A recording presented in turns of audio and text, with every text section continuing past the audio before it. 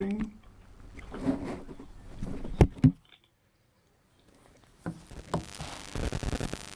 Okay, so it's time to call the meeting to order.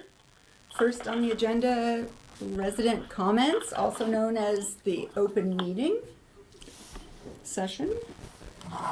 Does anyone want to discuss anything at this point? If so, please state your name and street. Okay, nobody? Going I'll once? jump in if nobody else wants to jump in. Okay, Hi, Phil Lerman, Turner Lane. hello. Hi there. I think we all know that there's been a lot of conversation about the ordinance, the ethics ordinance, and the amendments to it. I think we learned a lot last night at the meeting of the ethics committee. One of the things we all learned was that a lot of the things that we residents are finding very objectionable were not part of the new amendments. They were part of the old ordinance. And what we were hearing was, well, you guys are not talking what we're talking about. We're here to talk about the amendments. If you want to talk about the ordinance, maybe you ought to talk about that with the village council. So, hi. We thought we might want to talk about that. And I just want to be very brief. I know there's a lot to do tonight. And just say, given the fact that there has been an enormous amount of attention to this, once again, a lot of us feeling like it kind of caught us by surprise. I know you feel that you've been transparent about it. We believe that you believe that. We really do. But a lot of us were really kind of caught off guard by this. So I think what we might want to consider, what I want to ask you to consider, is rather than looking at the amendments that were talked about last night at the ethics committee and talking about how to move forward with that you table this for a month.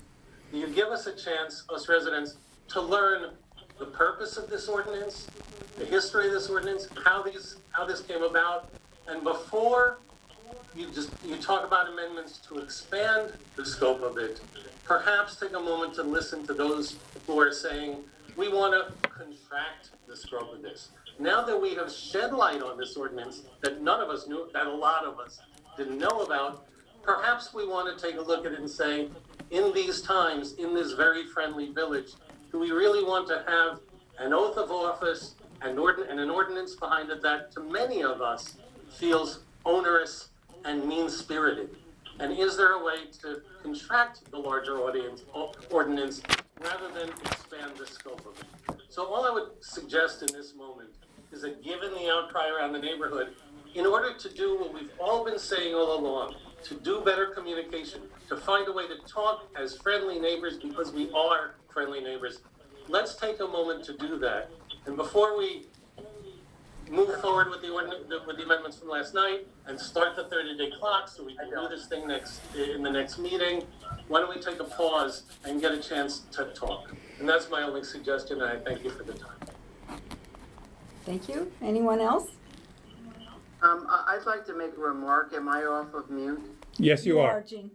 Could we start with, could you make sure that all the council members are there? I don't see them all. I see Arthur and I see Todd, but I don't, a roll call would be helpful for all. Right, everyone is here except for Jeff Blander. And he's Shall I have them raise their hand, please? Oh, sure. Who are you? All right. I'm Susan. Okay? Yeah, well, I'm sharing the computer with Niles. That's why it says Village of Martin's Editions. Okay. In order not to get feedback. It's a tech thing. Are you socially distancing in there, Susan? We are. We Actually, it we is probably. to That's why make we it- keep moving the computer. we moved the over. computer to make it Good. in between. Yes, exactly. If somebody's on a phone, your name doesn't show up. That's true. That's Yeah. Keith. That's Keith. Yeah. I recognize Keith's phone. Hi, Keith. Okay, but what about the other council members? Can we have them recognize themselves, raise their hand, so we can record that they're actually here? Tanya here? Oh, yes, I am. I'm under a disguise of my daughter, who is 10 and she's in Chevy Chase Elementary. I'm still on her computer. Old me, gotcha. And Jeff said that he would be on in just a second. He just was finishing up and would be there soon.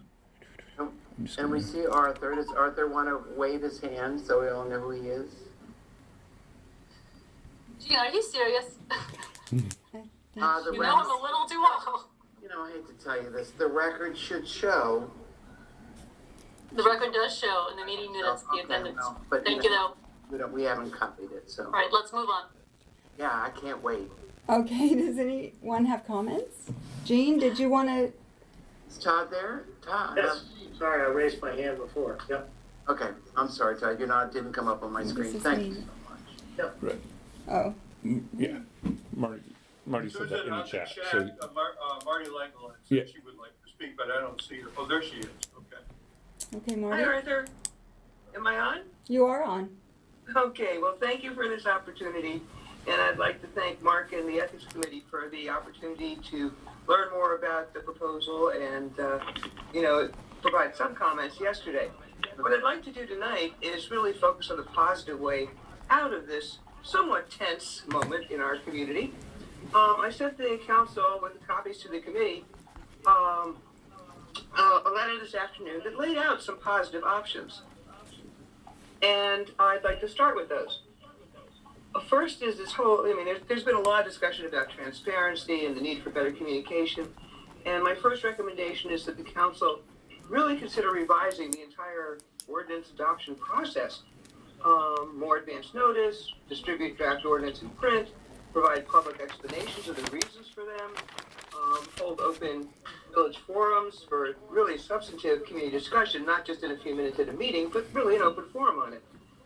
And if you don't like discussions on the listserv, which is not official, how about if you set up an open message board on the VMA website and post all the comments you receive about any ordinance there? That's a good alternative.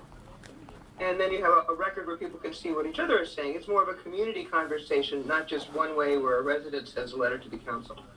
So those are my communication proposals. Second, I think that we have a much more appropriate, better way to deal with the whole issue of volunteer performance on bias and any other kind of performance. We do not need a negative punitive ordinance, which is what the proposed one is. I think what we need is a really practical HR volunteer manual, which we don't have. It should include the qualifications and expectations for the committee appointments, the job descriptions, performance review provisions, a simple procedure to replace volunteers without branding them as unethical, some positive community incentives, some provisions for orientation sessions when you have serious operational responsibilities like elections or urban forestry work. You need orientation to convey communication, the essential institutional knowledge. And the council could easily develop a volunteer manual. I'm sure I and other long-term experienced volunteers would be glad to help with that. And I think that would be really useful to the village. I think it would, number 3, also be helpful to give more consideration to community input on the priorities. I don't know anybody in the village who thought that this was a priority other than perhaps a council member. There was certainly no community discussion about it. Whereas there has been a fair amount of support for setting up a new community safety committee.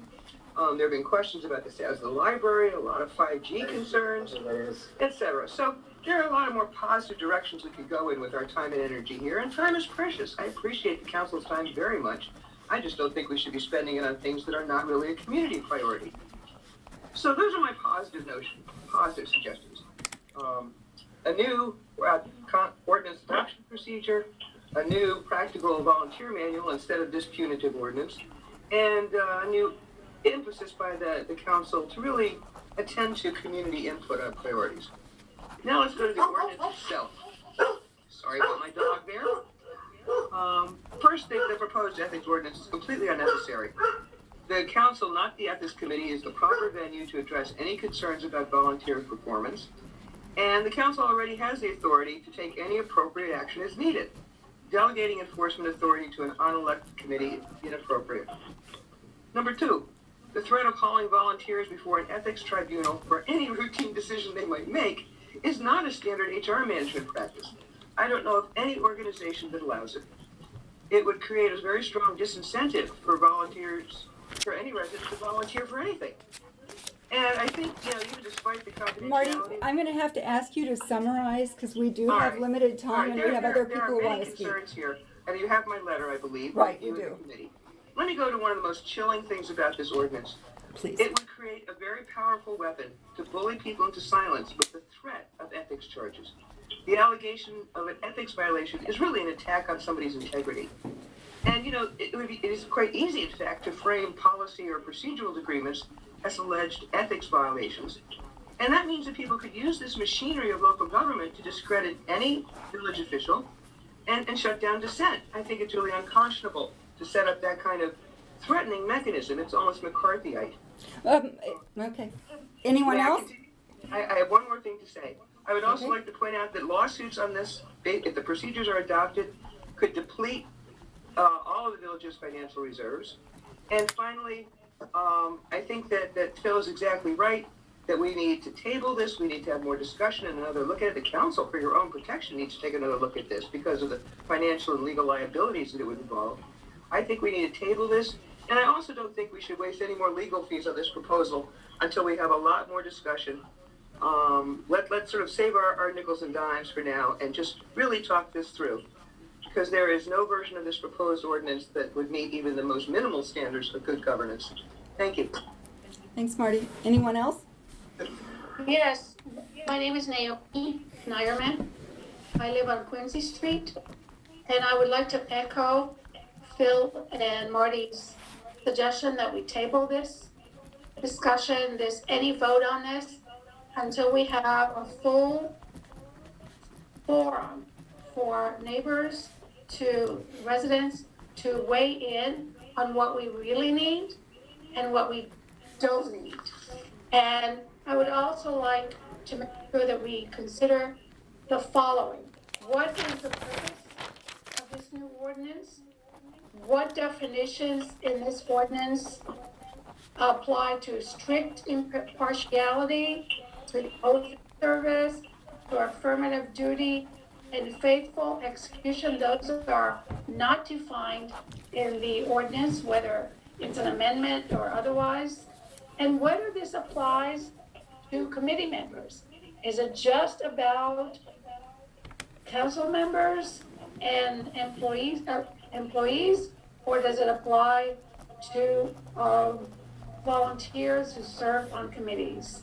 And finally, I would like to encourage us not to spend any more money on council services until we settle in on what we really need in a new ordinance, if we need one at all. Thank you very much for hearing me out. Thank you. Anyone else?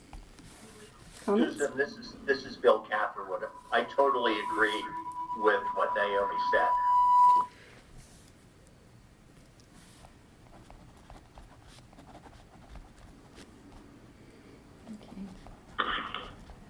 You kind of froze. Are you still? I think he's fine. I think he. Oh, I'm done, thanks. Okay. Okay, thank you. I muted myself quickly. You did. Keith? Yes. Keith, Oh, how about the It's not my turn yet. weather forecast? you're making noise. Oh, okay. Okay, I didn't know if you wanted anybody else to come in there. Does anyone else have? Okay. No. Just let him go. Go for it, Keith. Briefly, it's going to be 20 degrees cooler tomorrow. It's going to get colder during the day. The temperature is going to be near 60 when you wake up and drop to near 50 by the end of the day with off and on rain. But the weekend looks beautiful. It's going to be a great weekend to get out and enjoy the fall colors and to do whatever else outdoors. But the second half of October doesn't really look to be that cool. It looks like we're going to be above normal on temperature. And that should, continue right into November and the winter months too. Right now it looks like a mild winter. We're going to be in a La Nina phase. And that will also probably constitute below normal rain and snow. So that's the take on the weather right now. But it's going to be very enjoyable here for this upcoming weekend, and it looks like we're going to stay dry right through next week after the rain that we're going to get tomorrow. Sounds good. So if there's any questions, I'd be willing to take those. Otherwise, I'll be back with the update on the engagement CEC. committee and the Halloween event. Thank you, Susan, and Thank you. to all the council members, and greetings to everyone. Okay. And one final thing here. I don't know if Jeff is on yet, but I'd like to wish Jeff Blander a very happy birthday and many happy returns. And if he's not on now, I'll do it later when he is. Thank you. Thank you, Happy Keith. birthday, Jeff. Thank you all. Keith, I love you. Sending out love from the Blander Levine household. Thank you. Susan, Okay. Holly Worthington wants to speak. Okay, Holly? Hi, everybody. Thank you for the chance Okay. to speak. I just would like to suggest, as has already been suggested, that, and this is Holly Worthington from 3411 Turner Lane, that this proposal, or this ordinance draft be tabled until we have a community forum. I know others have said that. And I also would propose that the village take up, again, hey, Keith, your background noise. Keith, can you hear me? You got a lot of background noise and it's hard for people to hear. I muted him, Holly, so go ahead. Okay, thank you. I just was trying to be helpful. Sorry. That the village really consider two things. One, sending out a monthly newsletter by snail mail, which would reach different people than email does. And secondly, not considering any significant proposed ordinance ever without a community forum first. I would really like to ask that. And then finally, I personally think that the ordinance that has been drafted, which I know is being subject to change, feels really punitive and not community oriented, and I would love to see it go away. Thank you. Okay, if I could just, does anyone else have questions before I address the ever-present comment about the need for newsletters delivered to households in snail mail? Every resident has been given the option of receiving a mailed copy of the newsletter, and everyone can have a copy of the mailed newsletter as well as an email copy. All you need to do is let Niles know if you would like to be added to the mail list, and then you can have both. Or you can change your option. We want to get information to you, and there's never been any forced choice. You can have it all. Okay, anyone else? I will just quickly add to that. Susan, could you sit in front of the video screen? Sure. You're off to. There you Well, go. that's because I'm sharing Yeah. my computer. Yeah, Okay, that's- you got it. Okay, Katya? I just quickly wanted to add that, we ask on the survey every year how folks would like to receive communications. And the overwhelming response, and I'm talking like over 95% over the years, has been that email communication is fine. And I understand that it doesn't cover 100%, but again, we have always offered the option of printing out and delivering by mail or in person for pickup, whatever it is. For anyone who doesn't have access to email, a paper version. So that's never changed. It's been the same over the years.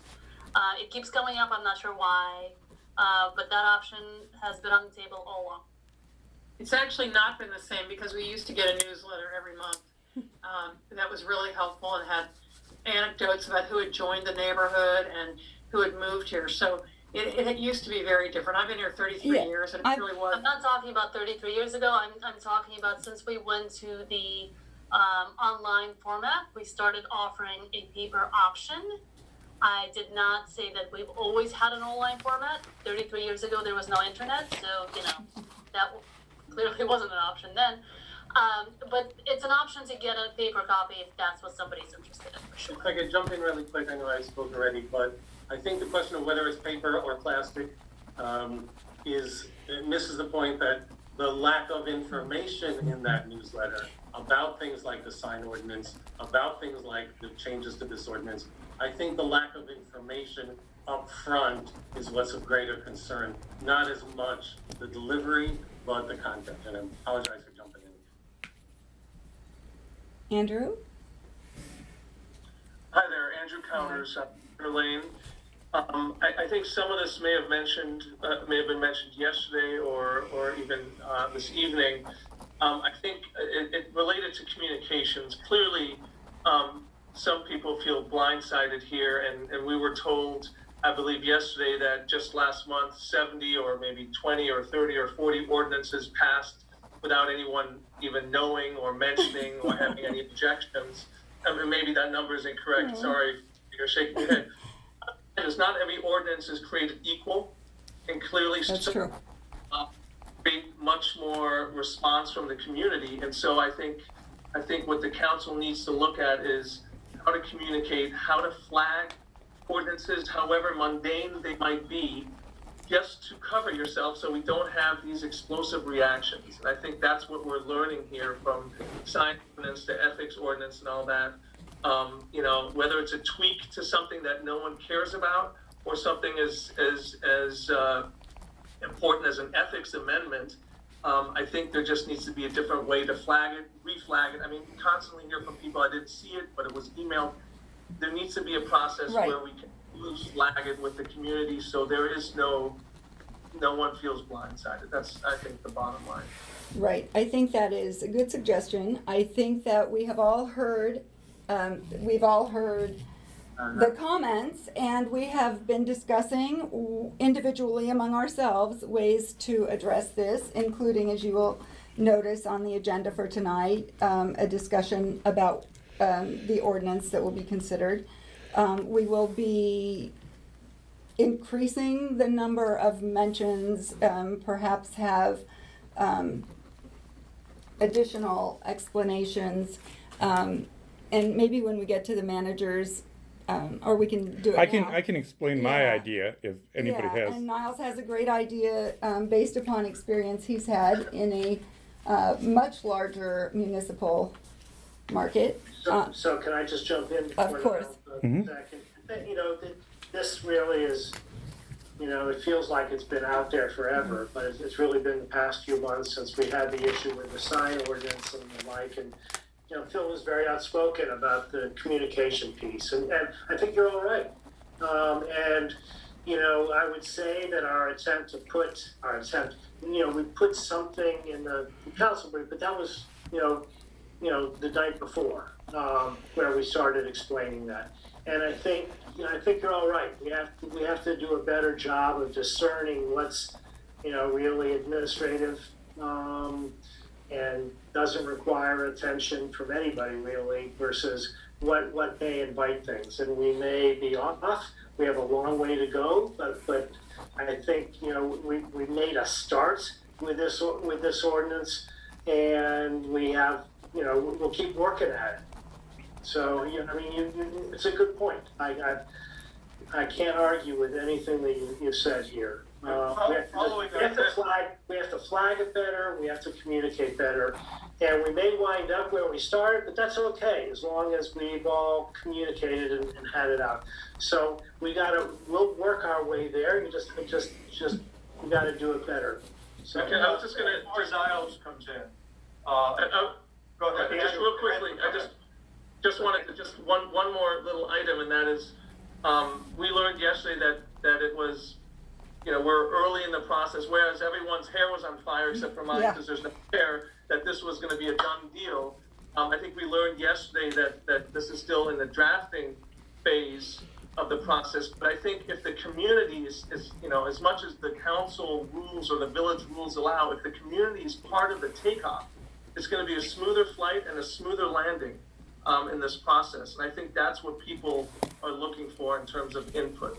Yeah, I was going to follow up on what Todd had said and what and what Niles is about to say, I think, that as we were going through these discussions, it seems like the entire council and Niles came up with the same idea almost simultaneously, and that is to do something like Todd did the day before, the night of the consideration of yesterday's ordinance by the ethics committee. That is to have a description of what's coming, why it's coming, the reasons for it, arguments for and against, to be produced when the original first draft of the ordinance is presented. And we can do that for even comment changes, which we often do.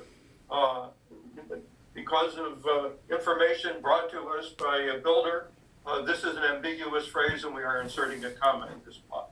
And we have, when we talked about the 9 ordinances that were passed, a lot of them are that nature. You put in a comma where you didn't know you needed one. So Niles is going to describe his idea, and I think it's something that we are all simultaneously considering and came up with.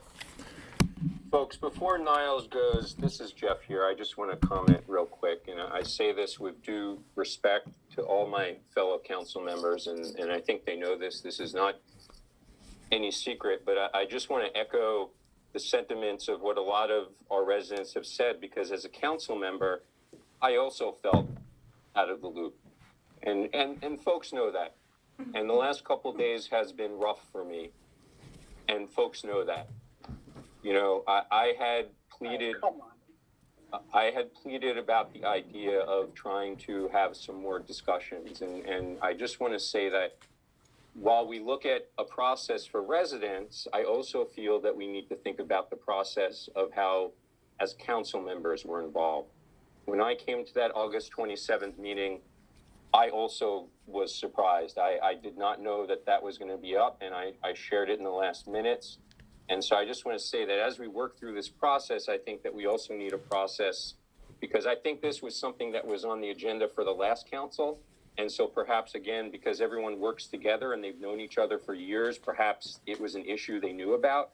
But for me, it really wasn't something that I was aware. So I just want to say that, again, with great respect to the council members, and I know that they put a lot of time and effort. And I also know that it's been very hard for them, because they've seen comments that are steered their way that could be seen as perhaps unfair. But again, I'm just saying, I plead with them as fellow council members. I also felt like I was off guard. So I hope we can all work together so we feel there's an open process we feel comfortable with. Thank you. Okay, so here's my idea. Now, I only thought about this today in thinking back on things in the past. But in Rockville of years ago, this is not recent, but they used to do this thing where after every meeting, they would have sort of a meeting highlights, okay? So what it would be is just short, at most a page, if not, a paragraph of actions that had been taken at the previous meeting. So this would be like in the wrap up, and we could reproduce it in the newsletter, right? And it would say, the council directed staff to do X. Like, so for example, at the last meeting, the council directed, had a motion and voted to direct staff to remove the $100 fee for the tree canopy program, which we'll talk about later in my report as well. And the next day I did that, and I put it in the weekly wrap up that we had removed that fee. So I'm just using that as a very basic example. But this sort of highlights would not be minutes, right? It could say at the bottom, minutes will be coming. If you want more information on the discussion, you can look at the minutes, you can listen to the recording, but it will give you a sort of blow by blow that could be, you would know what was decided, right? What the actions that were taken. And then that way you could track it sort of month to month, right? So that highlights would sort of tell you where we are in the process, right? So staff was directed to do this.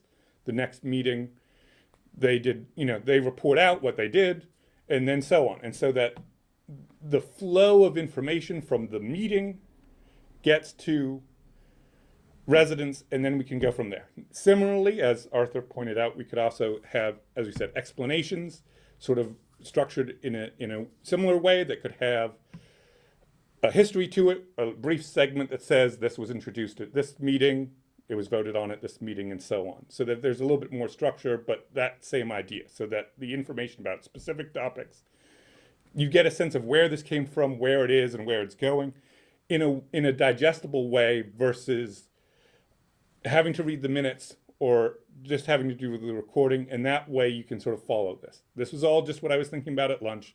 So you know, take it for what it is, and then you could go from there.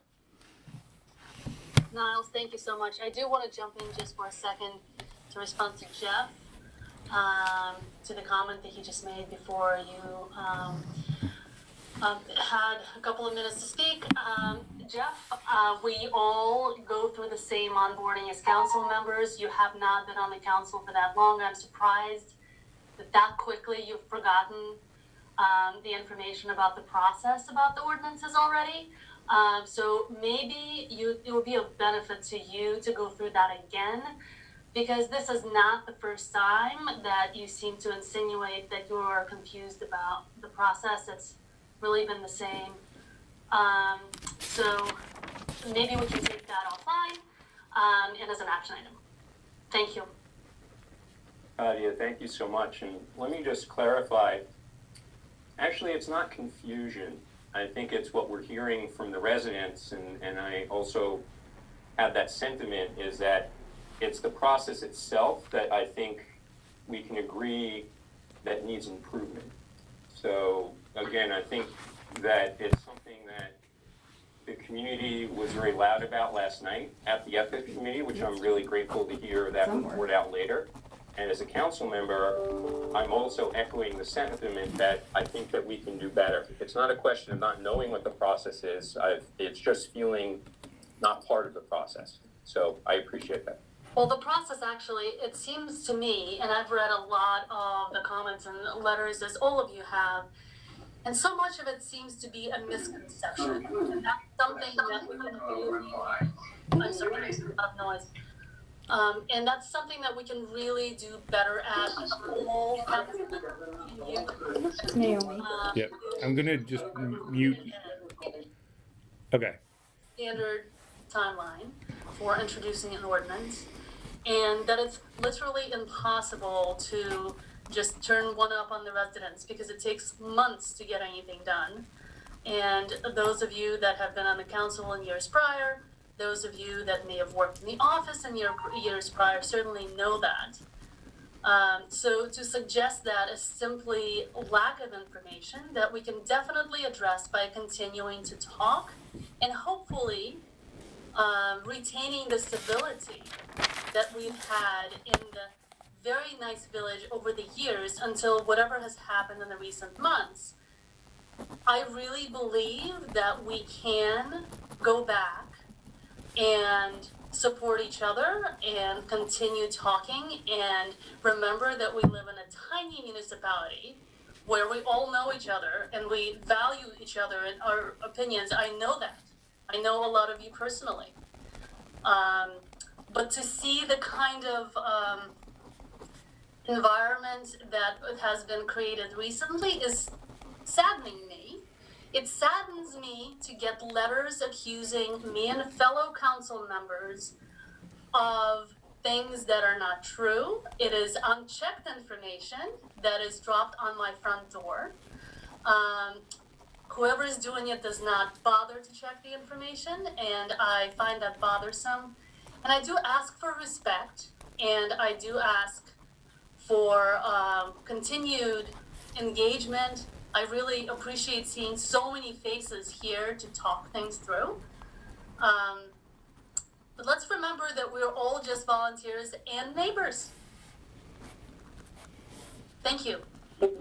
Thanks, Katya. Hey, Steve.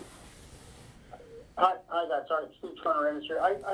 First of all, I agree. I agree with you. I was a little bit shocked by the vitriol that was shared online to the private listserv, and that's a whole separate issue. But just a point of clarification, I have no opinion about this ordinance one way or the other yet. I haven't looked at it carefully, thought about it carefully enough. But I think this is like there was an open ethics committee meeting in August where this was discussed and proposed. It was open to everybody. It was then the ethics committee any normal legislative process, proposed an ordinance for consideration by the council. And that draft is what's being considered. And there'll be an additional open committee meeting followed by another council meeting. And so you've got like at least 4 open discussions. So I'm a little confused how any council member would be caught off guard or surprised. That's one. And 2 is that not just a normal legislative process in the village? That's the way it's been since I lived here. 12 years ago for the past 12 years. So I'm surprised at all these, that there seems to be shock and indignation that somehow that this thing's been sort of crammed down the throats of the village. It's just in the middle of a normal consideration process. The council can kill it or approve it. So I'm a little confused. This is Mark Efron. Can I just make, I know I get a report later, but I just want to report then actually on what we did last night. In terms of the process, there was a meeting in August. And Jeff, you were at that meeting. And one of the things that happened at the meeting is a recommendation by a board member that the council consider what turned into the draft resolution that was discussed last night. So that was not known before that meeting. It came up at the meeting. And you heard it, Jeff, like everybody else at the meeting heard it. We then recommended, the committee then recommended that a draft regulation be prepared to address the concern. The draft regulation was prepared by the lawyer, not by the committee, and we received the draft.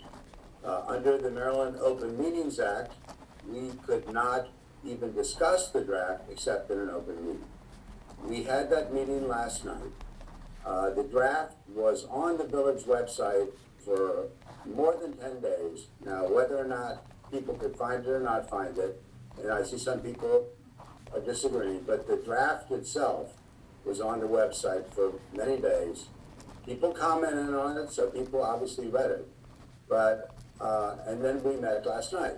So it isn't as though this has been a rush to judgment. It was a draft last night. It was first raised in August, and it was a discussion last night. And I just want to get the chronology out there.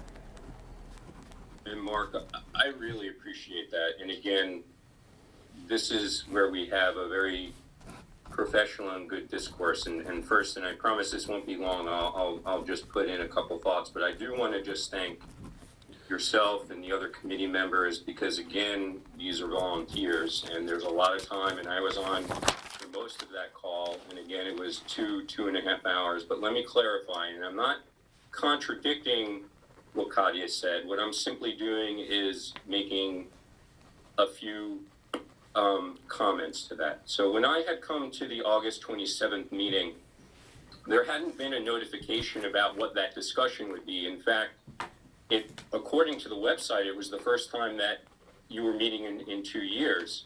So I actually, and also keeping in mind that August 27th is less than a week from the August 20th discussion about when the sign ordinance was withdrawn. So I was actually going into that discussion with the idea of having a discussion as a council member about how we could work with the ethics committee around the things we learned about the sign ordinance and how we could improve that process. So again, I'm just putting out there that I was just surprised. And again, I'm not trying to point fingers, but a fellow council member had actually gone and made the suggestion. And as a fellow council member, we didn't have that discussion. I didn't even know that the problem had been elevated to the point we would be making that discussion to a committee. So I'm not trying to say that perhaps the process that was followed wasn't irregular. Many of the council members who are working together, with the exception of myself, have worked together for many years. So maybe that was something that they recognized as commonplace. The other piece I want to put out, which I also put in the minutes that everyone can see from September 17th, was I was just listening as a fly. I figured, hey, you know what? I didn't quite understand what was happening, but I figure that minutes will be posted, and there'll be a discussion at the next council meeting where we could thoughtfully talk about the options that were presented. And then I was just surprised that when we got into that meeting, the minutes hadn't been posted again. I'm not saying that I'm pointing fingers, because it takes a lot to develop minutes, but they hadn't been posted for others to see. And at that time, there was a decision by council members to go to council to draft the ordinance. And again, this may be commonplace. So I'm not trying to say that anyone did anything that was out of step, but for me, someone who's a newbie, I hadn't been trained in that. I assumed that if there is something that sweeping that would be discussed by a council member literally a few days after that sign ordinance was withdrawn to create a new ordinance, I as a council member would have been notified. And then I didn't want to get in the middle of a conversation, quite frankly, because I was a newbie. I was listening to the ethics committee. And so when that new proposal was brought up, I figured, oh, you know what? It's okay. I can actually wait until the September council meeting, because the minutes will be posted, the public will see it, and we'll all have a conversation. But then when we went into the September 17th meeting, there was already a decision to move ahead to draft ordinance, and the minutes weren't posted. And that's my last point, is I know, and again, all fairness, I appreciate the idea of reporting out verbally before minutes are done, because again, that in good faith, you're giving a very detailed understanding. And so again, I'm not trying to question that process of saying, oh, you have to have minutes. But the reality is there are reasons in sunshine laws is to have minutes, because when those minutes were posted that evening, there were actually comments by residents in there that talked about how concerned they were about this proposal and how it could attack them personally, but that wasn't part of the report out. So again, I am not trying to say that folks didn't do anything that was incorrect, and this is my last point. All I'm saying is, as a newbie, and someone who didn't have that sort of training of what that process was, it was surprising to me. It really was. So, and again, people can say, well, you know, Jeff, you're wrong, and I'll take that. But I'm just telling you in an open forum, I hope that we can do better, or perhaps with Ron on the line, if he wants to spend more time training. The only training I had was an hour with him the day I took my oath, and that was it. There were no other trainings, and there was no other council members who had. So I'm saying this is learning on the fly. So that's it. Okay, well, if I could just quickly clear that up before we move on to the next resident who would like to speak. I think each of us met with you for some period of time, talked about how as a council, over the last few years, we have all worked together essentially harmoniously. We never agree unanimously on things. A lot of the votes have been 3-2 or 4-1, occasionally unanimous, I suppose. But we explained that it is our goal to maintain a harmonious environment in which we can all live and do good things for the community. So, to the extent that we could, we tried to give you an introduction to what it's like to serve on a council. Just to clarify the origin of the ethics ordinance, you attended the July meeting. I believe that was your first meeting, and the subject of the possibility of an ethics violation or a need to investigate our existing ethics ordinance came up. So that was July. Okay, anyone else? Steve? If I could jump in one more time really quickly, I would Sure. like to say that having covered village boards and town boards like this all my life, I think Mark Effron's 100% right, that you have, as far as seems to us, followed the letter of the law and the correct procedure. Todd Mann is also correct.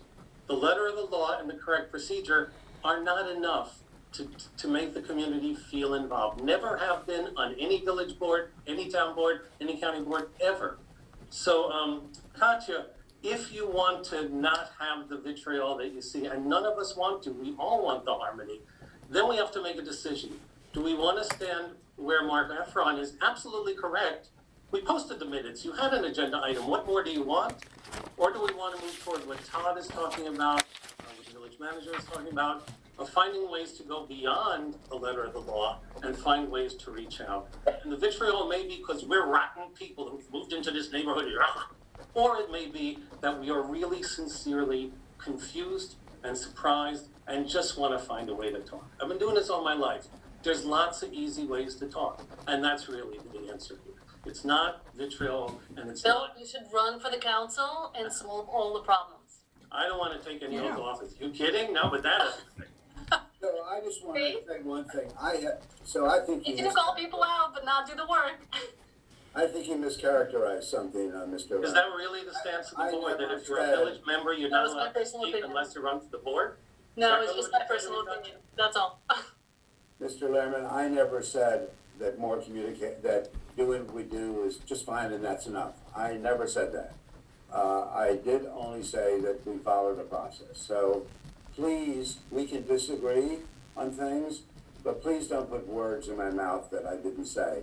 I am in favor of the best communications we can possibly come up with. I didn't enjoy going through the process last night. I would have enjoyed having people be better informed. But I talked last night about what the process had been. I never said we don't need more. If people want more, we should have more.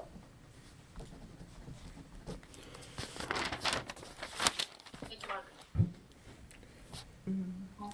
Andrew. Susan, it's Tiffany. So we're all clear on the process going forward right now. There will be another, as Mark said last night, my understanding is there's going to be another committee meeting. That will be an open meeting. There will be resident comment at that meeting. Then there will be a recommendation made. If the committee is done with its work, they will make a recommendation to the council. And then the council will decide whether or not to take up the committee's recommendation. And then during the council process, pursuant to the charter, there will be an introduction period, a layover period, and a public hearing, which will again give residents time to comment. So I want to make sure that I feel like I've been doing this for too long, so, and I just recently stepped out, but I want to make sure that the process is going to be that way for going forward, and then folks who aren't as familiar know up front, hey, when the election committee or when the ethics committee meeting information goes out, I'm going to put that on my calendar so that I can, either send something in writing or participate as I did before. And then the same thing for the upcoming council meetings. They're going to talk about this. I'm putting it on my calendar, so that'll be my opportunity to have a discussion in public. Is that the process you guys are anticipating? Yes. Yes. Okay. Thanks, Tiffany. Mark, we did make a recommendation last night, and eventually we'll get around to the report. But the council hasn't accepted our recommendation, so we have a recommendation that would follow the path you're talking about, more or less, but it's not been accepted yet. Understood. Thanks, Mark. Okay. Next. Oh, Andrew.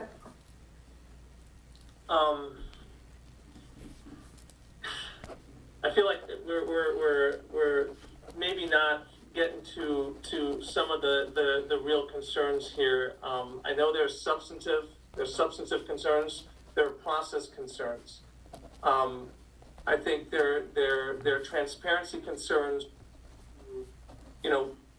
Village, the community finds itself somehow on its heels. Like we're confronted with something where now we have to worry about a council agreeing or disagreeing with a recommendation. How did we get to the point where a draft was even proposed? As someone who registers to advocate before Congress, and a process that's become more and more transparent so you can look it up online. I'm curious to know if there's a council member who suddenly says, here's a problem that needs fixing, or if someone comes to the council, and I try to read the minutes, I try to listen to audio, but I got other things to do as well, and that goes back to the needing to flag these issues. But why are we in a situation where for years things didn't seem broken? And we're trying to fix something that no one knew was broken. So and I understand there's some confidentiality issues in the council, but we need to understand why we even have to be in a defensive posture here on an issue that we don't know how it originated, and why elected council members and committee members appointed to their positions suddenly find themselves in a position where they have to decide on I guess increasing or making these ordinances more severe. So I think that's one thing, but I also want to make clear that if it's such hard work and it's such martyrdom to be on the council, and there seems to be a little bit of passive aggressiveness here, it doesn't excuse being dismissive of these questions that we have, these very real questions. I mean, all animals are created equal. There aren't any that are more equal just because you were elected to the council. And I think you guys are doing a great job. I threw my hat in the ring at one point to do that. But I think I just want this to be an open and transparent process. And if one member of our community has a question and doesn't understand something, it needs answering, and it does not need a member of the council or of the community, for that matter, to be patronizing. Your question was just patronizing and passive aggressive. I'm sorry? The frame of that question and the frame of the line of questioning and the implication, I would find, if I'm a council member, I would find to be patronizing and passive aggressive. I don't know the right to that's what this forum is for. Of course it is. I think it would be beneficial to hear from each of the council members where they stand on just the position. And this is a normal legislative process. I'm confused why the community is confused. There's a committee that has made a recommendation. It's before the council reviews it. I can answer that. I can answer that. It's because of the method of communication, and it has not been given out in a synopsis or shared why we need this proposal, why the draft was put through, what the process was for the public. And I know that the council certainly would say, well, we posted on the website, we did the things we needed to do. And I think it's pretty clear here, and the council's agreed, that we need a different form of communication or a better form of communication, as Niles suggested. So we all have agreed on that. But that's what's happened here, is that we had a sign ordinance that most of the village ended up not wanting, and that got withdrawn. And now we have another proposal, and we don't know where it's come from, just like we don't know what happened with the sign ordinance. And we're finding out after the fact. And so because the communications have been the way it's been, the council is probably feeling defensive and unfairly blamed, and we're feeling disregarded.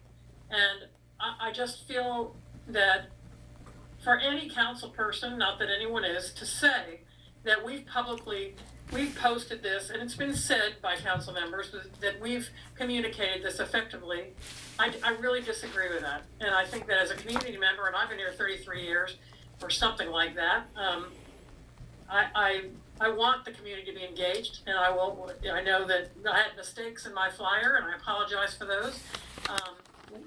But I really just want people to be able to be heard. I'm going to engage in a little aggressiveness. I don't like passive aggressiveness. Democracy takes some effort. You got to work at it. You have to read ordinances all the way through, and sometimes the legalese is challenging. And you have to know, do the fines go on council members? Can I go to jail? Yes. Can committee members go to jail? No. It's not the way it was written. So it does take some effort. You've got to look at, I disagree with Phil to some degree. Which information do we hand out? How do we spoon it out to people? It does take some effort to get involved, to see what's going on. For year after year, we've had council meetings where 2 or 3 people show up. If 10 people are there, they're gone after the first half hour. It's boring, to be frank about it. Going through the words of an ordinance, as you saw Mark do last night, word by word, comma by comma, is a challenge. It's hard work and it's boring. So after going through all that, I'd say the information, I've said this before, earlier, weeks ago, the information is there. As Mark says, the process has been in process. There's been no secrets going on. It's the process that we've gone through for the last third since 1989, when the village was first established. And so I think it takes some effort, some work, some homework, some paying attention by residents, by citizens, to engage in democracy. That's the end of my address to the rest of this. Just to get us to the end of this, I hope. Arthur, I hear you, and in the last town board meeting, when the village meeting, when I was asking about this, you said, there's an agenda item. It's about the ethics committee and expanding. None of us, I had no idea what that meant. You could have at that moment said, oh, Michael, let me tell you what that means. You all ran for office on the idea that you are people who care about the interests of your constituents, and we believe that. And that means that you must know what the interests of your constituents are. So all I would ask you to do is look at what's coming up and say, hey, let me, Arthur Alexander, in my good judgment, because I have good judgment, look at what my constituents might want to know about. What Niles was talking about is exactly what we're talking about. It's exactly that simple. This is not that hard. And maybe I'm not smart enough. Maybe I read that thing wrong. It would have been great if somebody told me up front, there's a thing coming up at the meeting. If you look at the thing, if you look at the ordinance, look at the bold face, that's the new stuff. What's not bold, that's the old stuff. And the second draft, don't read that. I figured that out now. Could have known that going in. But I think that the bottom line here, as we said, is not, so we've talked a lot about the process, but at the end of the day, this is about the substance. The ordinance itself, not the changes as much, but the ordinance itself is something that people have now looked at, have now read, just as Arthur said we should read it. And now that we've read it, we're asking you to please take a breath, hold this thing off, table it, let's have a village forum where you can explain to us the things that we got wrong, where Phil Lerman got the information wrong, where Holly got, let's take a moment to do that as friendly neighbors. That would be a great way to step forward. And if anybody feels, as Ms. Hill said, that none of us should speak unless we run for council, I don't really think you believe that. That's not what she I don't really said. think that's what you're saying. Don't twist my word, not say that. I know you want to hear. Wow, I did not say that. You said, I'm willing to talk, but not willing to do the work. There will be a transcript. I am willing to talk, that's true. I did not say that. If I heard you wrong, then I apologize. But what I was really saying is, I know you don't feel that way. I know you want to hear from us, so take a moment to do just that. So you twisted my words and accused me of something I did not do twice. If I heard before you, I do something else. and again, I apologize. What I heard, that's what I heard you say. And if I was wrong for the third time, I really do apologize. I'm sorry. I thought that's what I heard you say. What I'm really trying to say in this moment is, I know that you all do want to hear from your neighbors. I know you do want to talk with us well. And I think that the best thing we can do right now is table this ordinance and have exactly that conversation. Is there a next item on the agenda? Debbie, give Debbie a chance to speak. Oh, there's Debbie, okay. Debbie? You're muted, Ms. Rillo. Debbie? Yes, okay, thank you. I'm a member of the Ethics Committee, and I hear what you're all saying about the communication, and I fully agree with you. The only one thing I want to say in terms of where we are in the process, and I don't know what's going to come out of this and what's going to be tabled or not tabled, but where we are right now is, since I was taking the minutes last night, I heard everything that you guys said. Everyone on the committee heard it. I know that when I look at the draft again, when it comes back, I'm going to incorporate everything that I heard. And it will, I know it's going to sway me. Even when we were talking yesterday, I had different thoughts about it than I did when I first read it, based on some of the comments that came back. So I guess I just want to make that clear. It is in process, truly in process. And I know as well, speaking for myself, and I'm sure for the other two members of the committee, we're hearing this. We're hearing the upset, and putting aside the process of it, the substance. And I hope that you trust a little bit that we will look at that. And I'm not commenting on how, where we are now, and that the communication vehicle doesn't need to change for either this ordinance or for future ordinance. I'm just letting you know where we are now, and we, at least for myself, and I'm sure for the other two people, are listening to a lot of valid points that have been raised. Thanks, Debbie, and thanks for all of your hard work on this, you and your fellow committee members. And I think we may be at the end of this topic. So first, I guess we need to have committee updates. First, Keith, Community Engagement Committee? Here, I think I need Is he still there? I think he should be, and Oh, he's I think I probably need to muted. unmute him because he's on his phone. Yeah.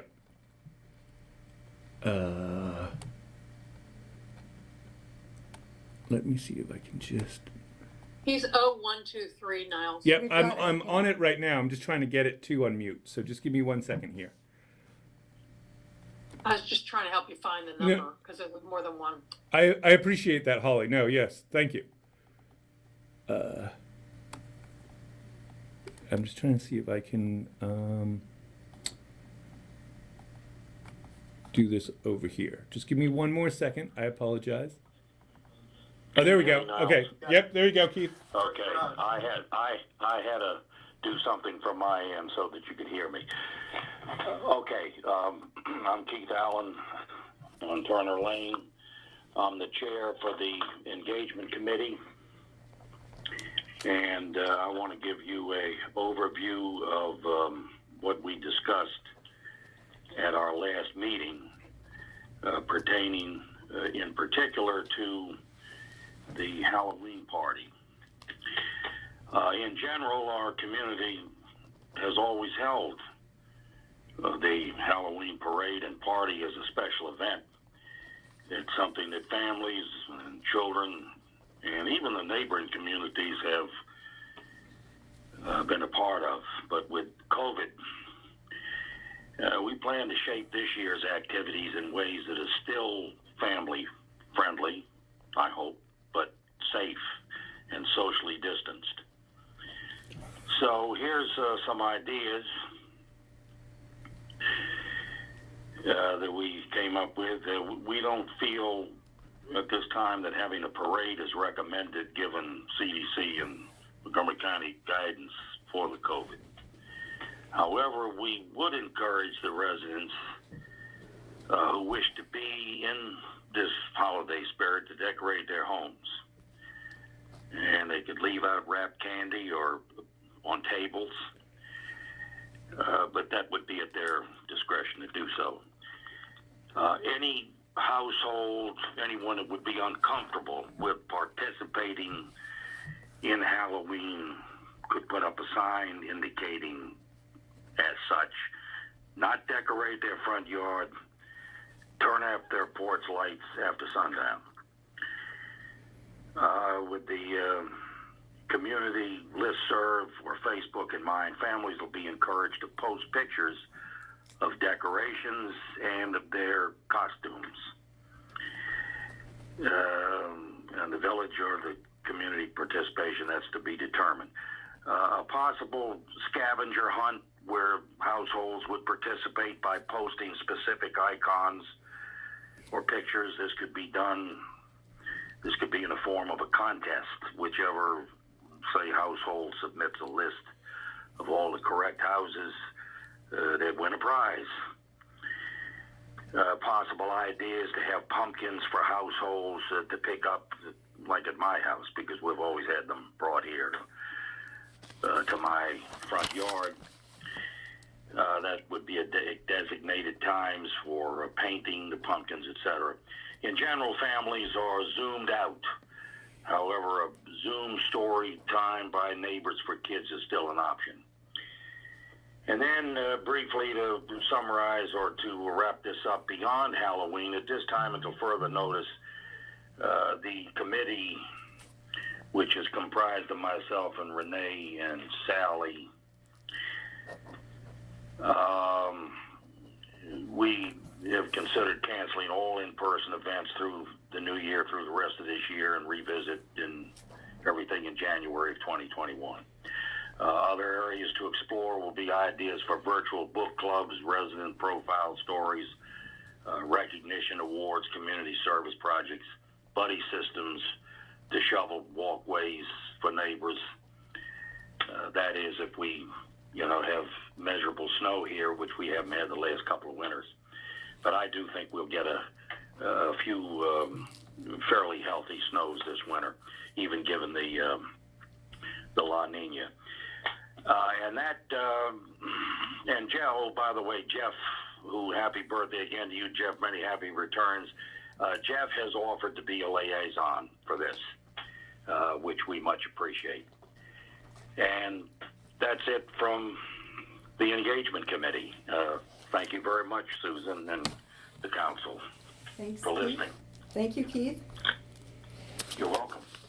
Okay, next up, Mark, if you would like, even if you would. May I just make a very quick comment, and it's just recognizing, it also just relates to the ethics committee as well, but all the residents who serve on our committees.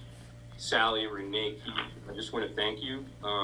I know that, that night, it was a very thoughtful discussion. I know that Susan was on it, Tiffany was on it, there were a number of people on it, and there was a lot of really good discussion just about, again, how much Halloween means to us. So, to say that we're doing these things and there isn't perhaps a parade, I mean, these weren't just simple decisions that you snapped a finger, and I just want to acknowledge the time and effort by our volunteers and especially the engagement committee that holds a special place in my heart. Thank you. Thank you, Jeff. May I ask a question? We're not really, we're kind of out of the resident It's comments. about Halloween. The Paul Wolf, our village arborist, for many years donated really nice pumpkins to the village. And that didn't happen last year. And I missed it. I'm sure other people did too. And I'm wondering if Niles, have you asked Paul Wolf about doing his pumpkin donation again? Because I think he always really enjoyed doing that. So the short answer there is I have not. I can certainly ask about that if that is something that is worth asking. Again, Paul is always doing various things in the community and things like that, so I can certainly check in with him and we can go from there. Thank you. Please do. Mm-hmm. Thanks, Marty. Yeah, I'm gonna mute. Thank you. Okay. Okay, so Mark, if you would please report out what you all have been working on with the ethics draft ordinance, the draft.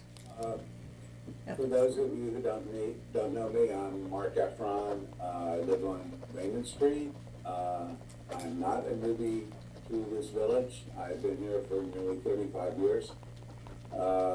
And I value my friends and I value this village. I am the chair, at least at the moment, of the ethics committee. I think we decided I'd be the chair for the first portion of the year. The other two members of the ethics committee are Debbie and Lori. I think they're both on the phone call here.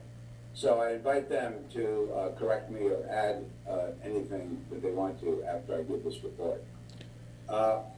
We, as everybody knows, and as I think when I look at the people who are on the Zoom call, many of them were in attendance last night. We had a meeting of the ethics committee last night that lasted approximately 2.5 hours, a little bit more than that. The minutes are in the process of being prepared, and as soon as they're prepared and the committee members agree on them, they will be posted. With respect to the minutes from the August meeting, They actually were in the village council. Niles was just coming on board, so they didn't get posted on the village website. They were in the village office, but they didn't get posted because he was just coming on board, and it took him a while to catch up. So last night, we started with what I think was a maybe 10-minute sort of discussion by me of the background and the reason for the draft code changes. And I don't know if you want me to repeat that whole sort of set of comments I made, but we discussed the background and the reason for them. And in short, the reason for them is that there is a gap in the enforcement process for existing ethical requirements. We are not setting up new ethical requirements. We are seeking only, at the council's request, to come up with a way of enforcing the existing ethical requirements. I made it clear in the meeting, before we started the meeting, that our focus was in that process on changes to the code that were recommended. We were not focusing in that meeting on what remains the same, because we were tasked by the council to look at changes and to look at possible changes in the ordinance, and that was our task.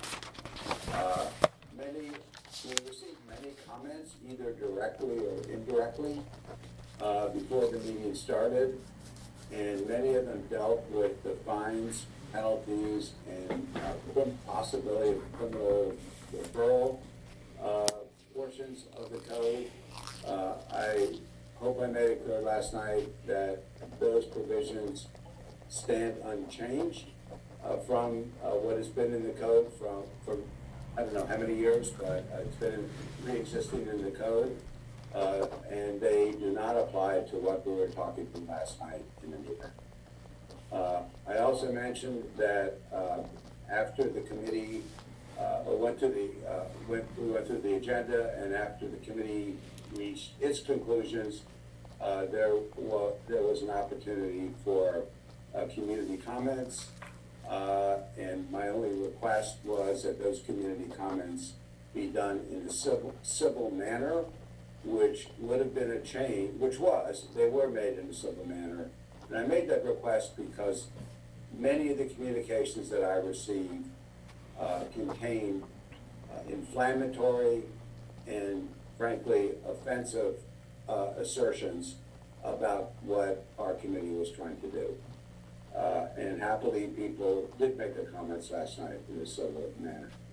As I said, I think earlier, we had already received some comments, many comments from village residents, and they helped inform the discussion and our conclusions.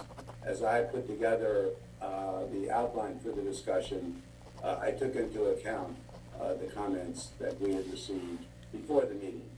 And as Debbie said, we will continue, assuming that the council wants to continue in this process, we will continue to listen to those comments. And in fact, I encourage people, if they had comments, to send them to me.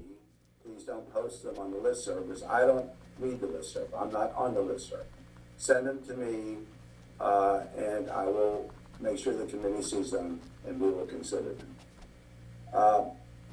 We then, after this maybe too long introduction, started to do the business of the committee. So that everybody in this phone call, this Zoom meeting, realizes the committee had not discussed for 5 seconds, not for 1 second, the drafts that had been prepared by the village attorney. We couldn't discuss them in advance because of the Maryland Open Meetings Act. So this was the first time we met as a committee. So the first issue we dealt with was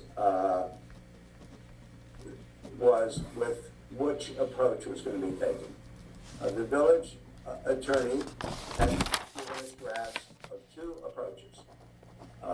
we didn't know until last night which approach we as a committee were going to take. One approach was that the committee take the laboring or and as it does with conflicts of interest, take the laboring or on these ethical issues that arise under the oath of office and do exactly what it does in the conflict of interest situation, make the decision. The other alternative was that the council take the principal responsibility. The committee would do the investigation, make a report to the council, and the ultimate decision would be up to the council. After the discussion, and again, we didn't, so Mr. Lehrman, who I understand reading through two sets of proposed regulations was difficult, but we hadn't decided before the meeting which set was going to be appropriate. We ultimately decided unanimously that the approach where the council takes the principal responsibility was the one we would recommend. So that was our first decision, that we would recommend that the council take the principal responsibility. The committee would do the investigation and prepare a report, essentially, give it to the council for its decision. The only exception to that process, which is in the draft, is if the allegations concern a member of the council, in which case the committee member would take the leading role. We also agreed that so there would be a parallel, there'd be a parallel situation here, that the current process with respect to conflicts of interest would be changed so that the council made the ultimate decision and not the committee. And finally, we agreed that there is currently a provision in the code, in the current code, for advisory opinions on conflicts of interest, and we agreed to recommend that the advisory opinions also be available to people who want to ask for advice on potential issues arising under the oath of office. So, bottom line, our recommendation is that we pursue the draft that gives the council the principal responsibility to make the final decision. Then we decided to deal with two other recommendations that were made and were included in the drafts. One recommendation is that the oath of office and the conflict of interest questionnaire be completed by not only all village employees and members of the council, but by all committee members, and defining committee members very broadly to include task force and the like. We agreed that the drafts did accomplish that purpose. We also had proposed that the drafts contain language that taking the oath of office and filling out and completing the ethics questionnaire would be an annual event. And the draft we agreed that the draft does accomplish that. We did agree to some language additions that came from the community, one of which was to add the word standing or temporary in front of the word committee. And this will all be in the minutes. I see Mr. Bolt rapidly taking notes, but it'll all be in the minutes. So we recommended that definition be made more explicitly broad. Also, there was a question raised about the timing of the annual events. The current code, this is not in any change, says April 30th. There was a suggestion that may not be the best date. Maybe it ought to be just upon somebody taking their responsibilities or executing their responsibilities. we have no opinion as to what the right date is, and we recommend that the council take it up, assuming this process goes forward. Then we got into what I call the main event, and we decided that rather than go through the draft, and I emphasize draft, that we had received, that we would go, rather than go through it line by line and word by word, we would deal with it by issue, and deal with what we thought were the big issues. I just want to, rather than give you all the discussion of each possible issue that we had, give you the bottom line, and if there are questions about it, we can address it. First of all, we unanimously agreed with the general proposition that the village ethics code should be amended to provide for enforcement for violations of the ethical violations of the oath of office. So we continue to think that that is a good thing to do. Then we unanimously agreed that the process that we were recommending, or that we were reviewing, be limited to ethical violations under the oath of office. Specifically, that it be limited to the obligation of strict impartiality that is a requirement of the oath. We did not create that obligation. It is in the oath. And specifically, we would exclude the rest of the obligations under the oath, including things such as, that include things such as people taking the oath, performing their duties faithfully and to the best of their ability. We do not think those are ethical issues, and we recommend that the focus be on the ethical issue, which is strict impartiality.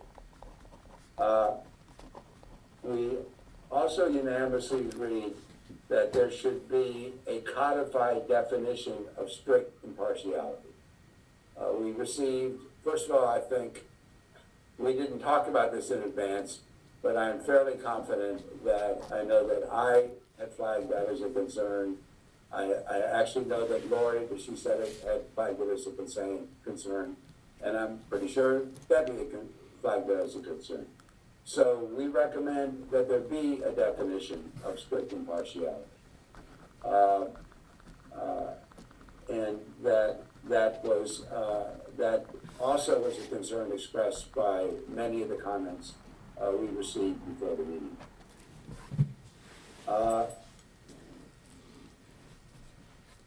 We also agreed that it was not necessary to have a separate process for complaints of ethical violations against a member of the Ethics Committee because we thought that recusal of that person was sufficient. And there are 3 members of the committee, so if there was a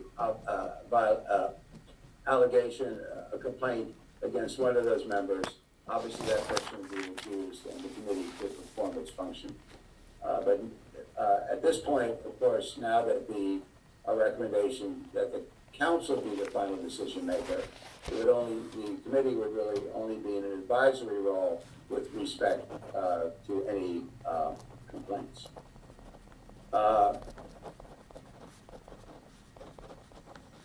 Then we unanimously agreed that the confidentiality requirements in the draft be enhanced and reviewed to cover the process for handling complaints and to maybe redraft them as they appear to be a little muddled. There's a little oddity in the existing draft where it appears as though the confidentiality provision does not apply to the deliberations. This is the existing, not the draft, the existing code. May not apply to the deliberations that take place by the committee or by the council. So we want to pay particular attention to making sure that the confidentiality requirements are broad enough and are robust enough to protect people who may be the subject of an ethics complaint.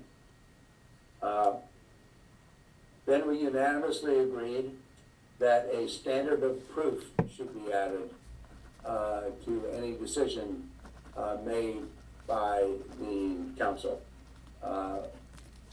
We recommended that the clear and convincing evidence standard would be appropriate. Of course, we made that recommendation without having spoken to the village attorney.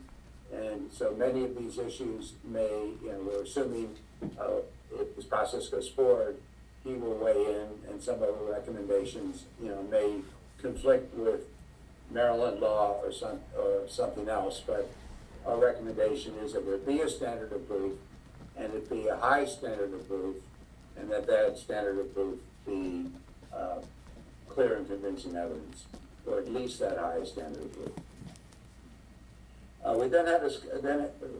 We then unanimously agreed to defer judgment on the due process provisions of the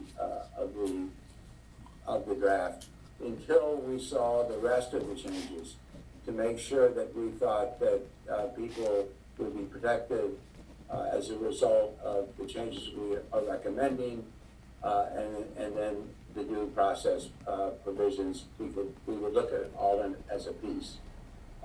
We noted that a provision of the existing code 4-202C does permit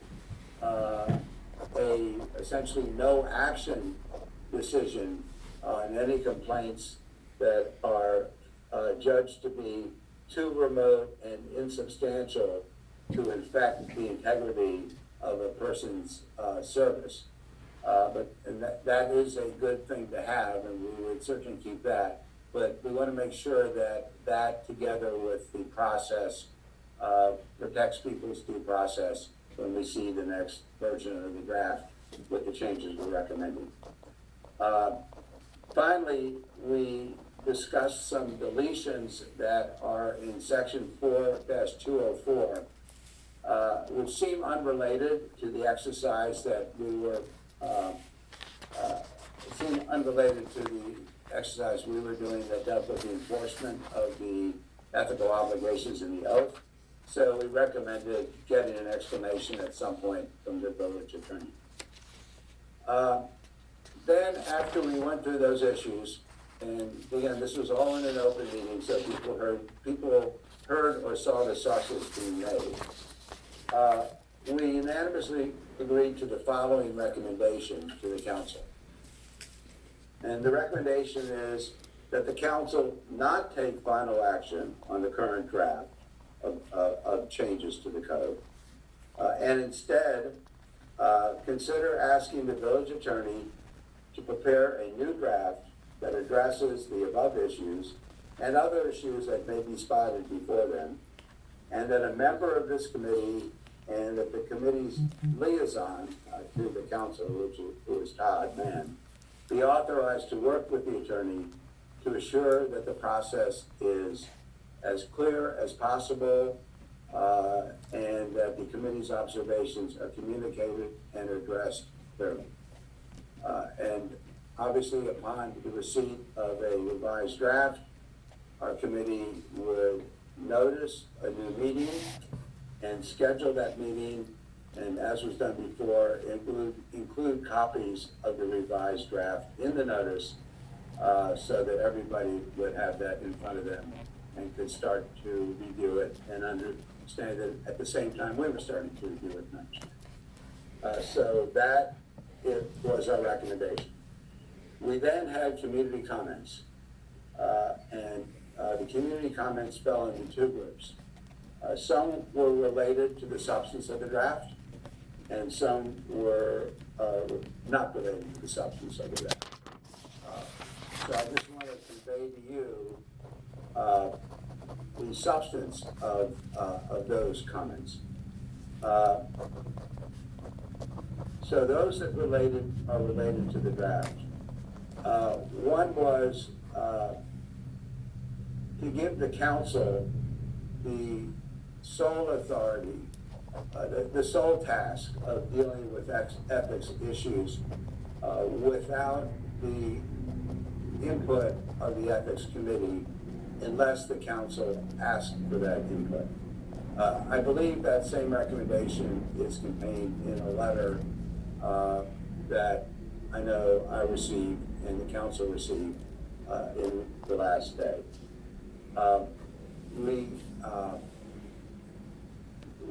We convey this to you.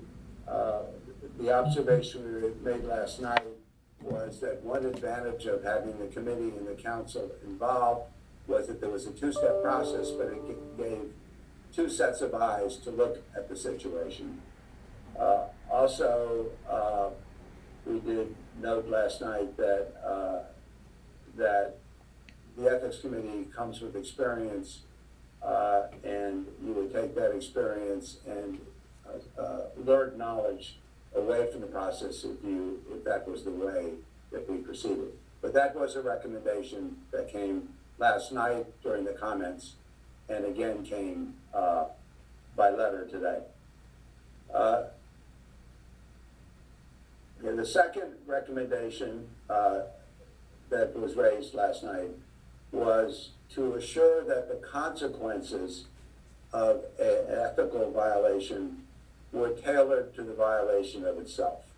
And specifically, the point was made that the existing code talks about disqualification, and it's unclear about if there's an ethical violation found, what the disqualification means. Disqualification from somebody's position in total, or disqualification from a specific matter or a specific decision. The observation we made last night was that that was a valid concern and will receive our attention as this process goes forward, to make sure that the consequences fit the sort of scope of the allegation. Another comment that was made, another question that was made or comment that was made is whether the violations of the oath of office are sufficiently serious to warrant this process and the associated use of resources. I think the resources were lawyers' fees, since we're all volunteers and resources don't, are volunteer resources. Our observation was that as the ethics committee, this was my observation, we had made the judgment that yes, that this was a worthwhile pursuit, and we had revisited and reaffirmed that earlier in the meeting, and that these are serious concerns in our mind. There have been situations in the past where there were allegations in the past of violations of ethical obligations in the oath, and there was no place for those allegations to be reviewed or even placed because there was nobody with jurisdiction. So we do think that it's a worthwhile pursuit. But somebody did raise the issue of the use of resources to pursue this process. And then, as was mentioned tonight, there was mentioned last night also revising the entire code, or at least looking as to whether the entire code should be revised. The observation we made last night is that was not the task before the committee, and the council could decide whether or not it wanted to change the task or what to do. So those were the gist of the substantive comments last night. With respect to the comments made that were unrelated to the substance of the draft, the first one is there's need for better communications, and that notice and the like on the village website aren't sufficient, as demonstrated by people's confusion. Our observation there is that this was a suggestion that might merit, but was beyond the jurisdiction of the ethics committee. But we took it and we convey it to you. The second observation that did not deal with the substance was that there is need for a better process. And we've heard that tonight, and specifically there was mention of community forums. Our observation last night, and when I say I think I actually made most of these observations on these comments, was that this also is beyond the jurisdiction of the ethics committee. And I do know that the current process isn't mandated by law, so we can't violate that process, but we would convey this to the council so the council could address the communications issue. The final mention was that, the final mention from the non-members of the committee was that the committee ought to publish all the comments we received. So I didn't have an immediate reaction to that. I just said, well, thank you very much. I will tell you my reaction to that right now is that I consider, I will not further disseminate the vituperative and harmful emails that I have received either directly or indirectly. And if there is a process where comments are encouraged and made part of the record, then we should do that. But we should do it in the same way that it's done in notice and comment provisions under federal law with changes in regulations, which is you call for comments, they're supposed to be on point, there's a way of making them, they get delivered to a specific person by a certain date so that they can be taken into account. So whether or not there's a change in the process going forward, I leave to the council, but I am very opposed on a personal matter. I've not discussed this with the other members of my committee to further disseminating the emails that I received over the last week. So after we received these comments, the committee agreed that our recommendation, which I articulated earlier, was unchanged and would report on the comments and convey them to the council as I've done tonight. And then at approximately 9:40, I think, we adjourned after a little more than 2.5 hours. So I don't know whether Debbie or Lori want to add or correct anything I've said, but those come from my notes of the meeting last night. You can do that.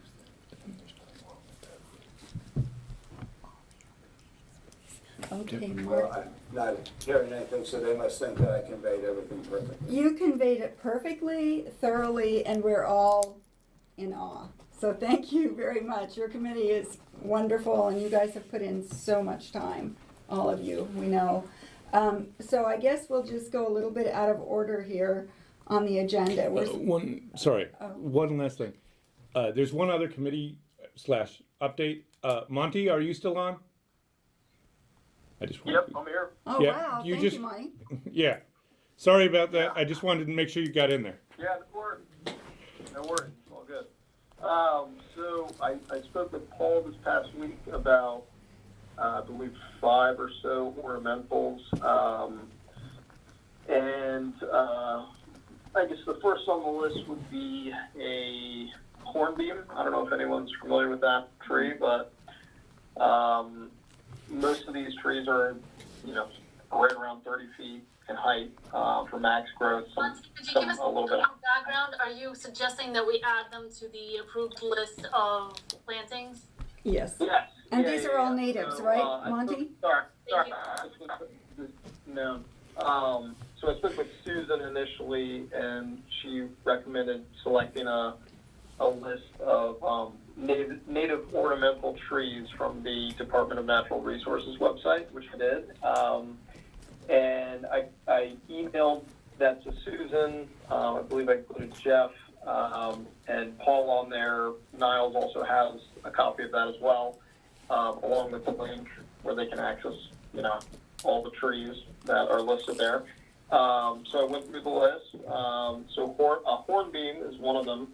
I tried to kind of collectively, think of, okay, what's, aesthetically good looking for the neighborhood. I tried to stay away from, berry or sap producing trees, because that's been some feedback from residents as, something not to include.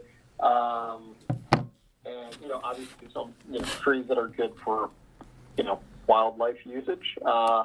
So hornbeams are the first on the list. I also selected a sweet bay magnolia, which is a smaller version of a magnolia. And next on the list would be an American holly. Again, 15 to 30 feet high. Very popular with wildlife. A pawpaw tree, which is native producing tree, which is eaten by wildlife, but also one of our neighbors on Bradley had requested that, so that's one I threw in there. And then on the larger side, a river birch tree, which get as high as 40 plus feet,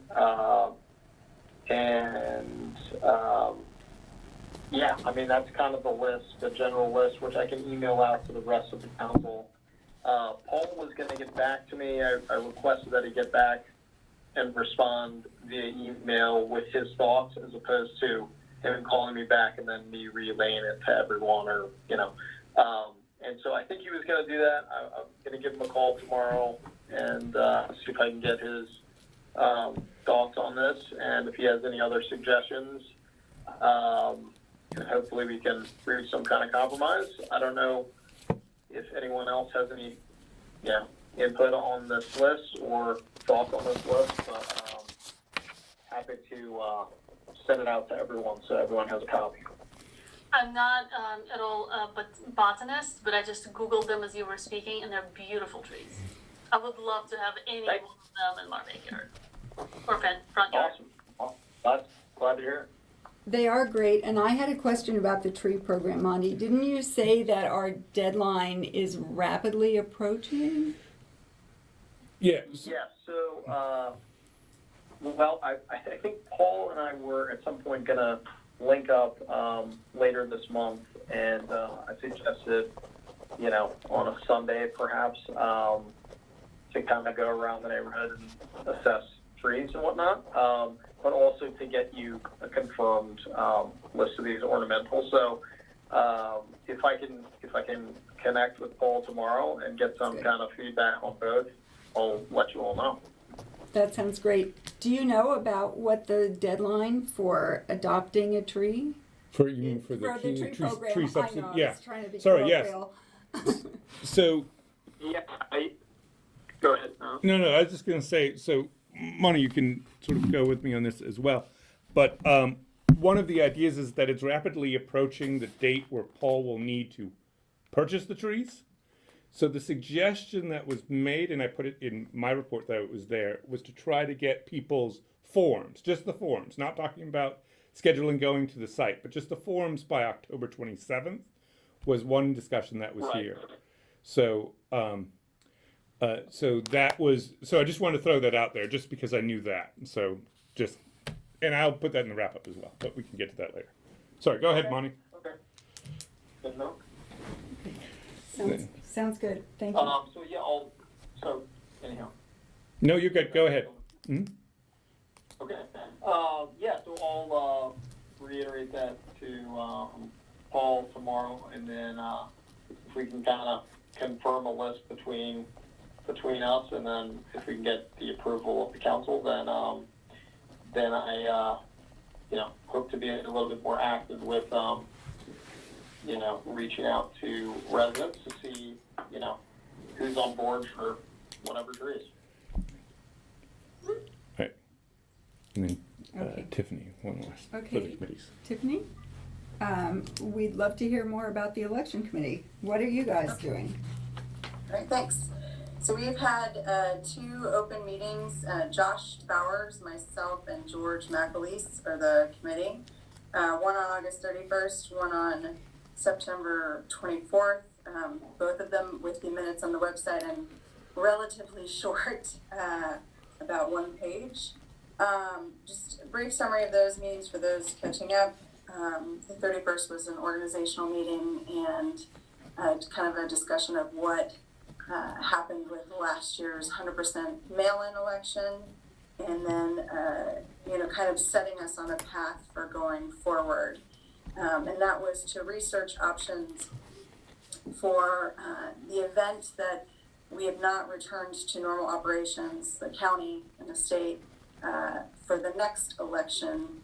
And so, what would those potential options be? And there was 100% electronic, there was a hybrid, kind of some electronic, some paper, and there was also the mail-in option. We coalesced around recommending to the council, if we cannot vote in person, or if the council, deems that it is not, we haven't returned to normal.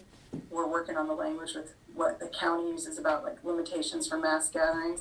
Then the recommendation from the council is 100% mail-in option, or from the committee, to the council would be 100% mail-in option. Obviously, in person is the most secure and it builds community to be able to be there together. But if we're not ready for that, then mail-in went very well this year. You guys will talk about the survey soon, the results show that. We had hoped to get you guys some documents, just a resolution, the policy update. So there's some changes to the charter that impacted the prior approved policy. And then actually a kind of a draft calendar for this meeting. They're not all quite done yet. We're working on them. Josh and George have been great. So you will get them well in advance of your November meeting. We'll get them up on the website and announced to the community, but they'll also obviously be in your packet for consideration. Any questions? No, thanks very much, Tiffany. Sure. Okay, so, Todd, it's a little out of order, but do you want to address the ethics discussion? Sure. I think that they have proposed that the ethics committee has proposed that they're not ready to present for voting anything on any proposed changes to the ordinance, and they have suggested that those changes go to the councilor, to Ron Bolt. So what I would like to do is propose a couple things related to that. One is, I think, given the changes that were made in the the ordinance that the ethics committee has made, it would be helpful to see all of them consolidated by our attorney. So I think that's a plus. But I want to go back a second, as there seems to be, just to even clarify further, there's some confusion as to the origin of this. And I stated in the newsletter that went out that complaints were lodged.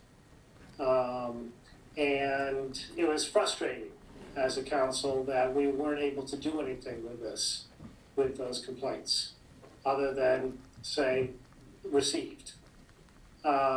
So we went into, at the July meeting of the council, we went into closed session with the attorney and the members of the council, and we discussed the issue that complaints had been received. We had no ability to deal with them, and our suggestion at the time was the only body we knew that had any authority whatsoever to even look at this, because to look at this would be the ethics committee, because naturally they were looking at conflicts of interest, and it may have made sense for them to also be be the body that would look at any complaints related to ethics. So that's what kind of punching it over to the committees, and in my mind, that's kind of just straight legislative process. You send things over to the committee, which you think and you believe has jurisdiction that at that point had no jurisdiction. And so that's what kind of got the train rolling on this. And in order for them to look at things, to have a basis for that, that's what triggered the drafting of suggested changes by our attorney.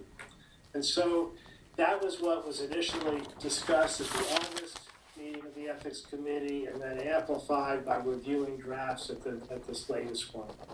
But clearly, there's also a lot of things, and I mean, you guys are, I hear you, communication and both receiving communication in terms of, what's the messaging. And so I think we need to accomplish a couple things. One is, I do recommend that the great work that the Ethics Committee has done be consolidated and reviewed by our council, and that he look at the drafting our resolution, but we also need to come up with a way to really make sure that that our residents understand what's in it, and have an opportunity for us to receive those comments and incorporate those comments, much as Debbie indicated in her message. To be honest with you, I'm too tired to figure out what that mechanism might be to do that. I can't think clearly right now, but my recommendation would be is that we make sure that we have an ability to incorporate added comments as we go through this process. I have a quick question for Ron, and I don't know why we didn't think of this back when we first discussed this in the closed meeting. I looked through the ordinances, and they give the council the authority to create committees and to appoint people to committees. But it never says anything about disappointing. How can we fire somebody? It also gives the council the ability to hire employees, and doesn't say anything about firing. But apparently, it's just taken as given that we can and do and have. So does the council have the authority to disestablish, to disappoint a committee member for cause or no cause, or any kind of procedure? Sure. So yeah, I think that is implied. So the committees, generally speaking, and employees of the village serve at the pleasure of the council. The council can hire and fire as the council deems fit. Now, it might be useful to point out that because that power exists to hire and fire, appoint and remove, what this ordinance would do is place perhaps a more objective set of eyes to help the council make that decision, because in a small community where everybody knows everyone, and the subject of the complaint may have a complaint, for example, with the council, the council may be put in the difficult position of having to determine whether someone should be removed because of a strained relationship between those two bodies. And so the Ethics Commission can then step in with hopefully objective eyes and make a recommendation to the council as to whether that person needs to be either removed, or hopefully a much lesser sanction would be necessary, just to ask them, okay, you need to please recuse yourself from this particular matter to which the complaint relates. And so I understand there has been confusion over what's new and what's already in the code, but what would be added to the code would basically be codifying existing practice. The council can already remove committee members, but again, this places a separate set of eyes into the process. And the Maryland Constitution requires council members to take an oath of office to faithfully perform their duties without bias, with strict impartiality. And the village charter required council members and employees to make written disclosures about their conflicts of interest. And so about a year ago, the Ethics Committee came up with the disclosure form. And at that time, around October, November 2019, the council decided, well, it would be a good idea if everybody conducting village business would be held to the same standard and take the same oath. And so the council adopted a policy in 2019 to have all committee members, employees, appointees take the same oath. And so this ordinance would just take that policy that was established a year ago and just put it in the code as well. And I think, as I mentioned at the July meeting, I also added a sentence for consideration in light of our current political climate to, further the removal of systemic racism, which we don't have in Martin's editions. But, the statement would read that officials also can't discriminate.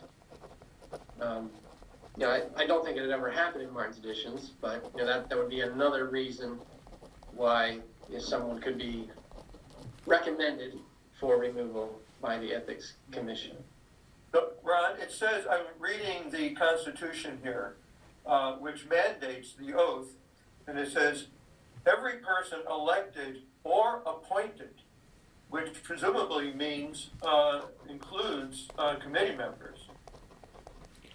So, I've not researched that issue, but Arthur, my reading of the Maryland Constitution, and I believe that language dates back to 1776, is that oath was meant for folks who hold offices of public trust, which generally means elected officials and appointees by statute. I don't think that it was intended to also include committee members. Okay. However, the council did in 2019 decide it would be a good idea for everybody to take that oath.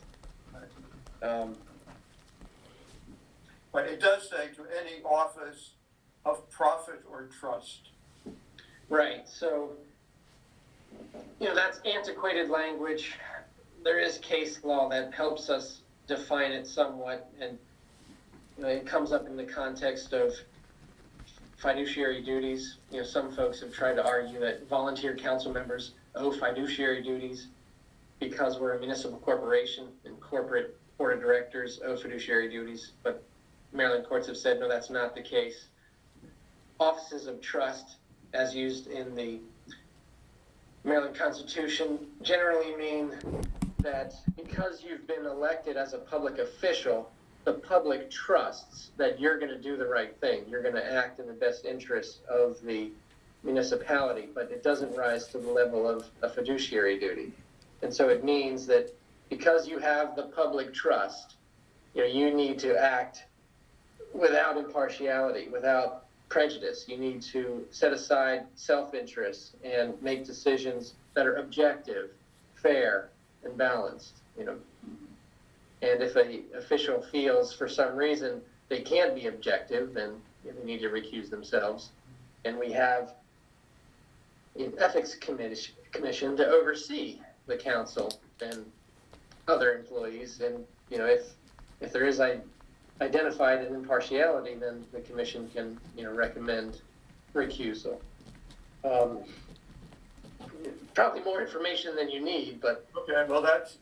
I was going to just add one more thing real quick. So, the state law is pretty strict with respect to public ethics and has become more strict over recent years because of, frankly, some events in nearby counties. But, Martin's Editions, because of its size, is excused from strict application of the state ethics law. The village received an exemption from the state law, but it is common for municipalities that are small, even though they're exempt, to still have an ethics code in place. And, hopefully you never need to apply it. in Martin's Additions and in the neighboring jurisdictions, complaints are very rare. So this is Mark. I just wanted to clarify one thing. One of the recommendations of the committee last night was that if this process goes forward, that the redraft restrict any action by the committee to the ethical issue in the code, which is strict impartiality, and not deal with any other issues. So that you may have only heard that for the first time tonight, but I want to clarify that the Ethics Committee does not recommend that it have a responsibility for anything other than the ethical issue in the existing oath, which is strict impartiality. Yeah, I did hear that, and I took notes, and I look forward to reading your report, Mark. And just one other comment, which hopefully, well, of course we don't know where this ordinance is going, but just wanted to make this one comment to perhaps relieve some of the anxiety about this ordinance. The sanction that is available for a breach of the oath of office to act with impartiality is that the committee would recommend to the council that the person be mandated to recuse themselves from that particular matter, and if it's really egregious, to be removed, which are powers that already exist. So there's no new sanction being added. The sanction that's already in the code with respect to fines and declarations of misdemeanors, that applies only to conflicts of interest, which will only apply to the council members and employees, which is already in the code. And that's language that has been there for years and is frankly derived from the state law. State law imposes similar penalties, and in fact, I think the fines might be $5,000 instead of $1,000. Thanks, Russ.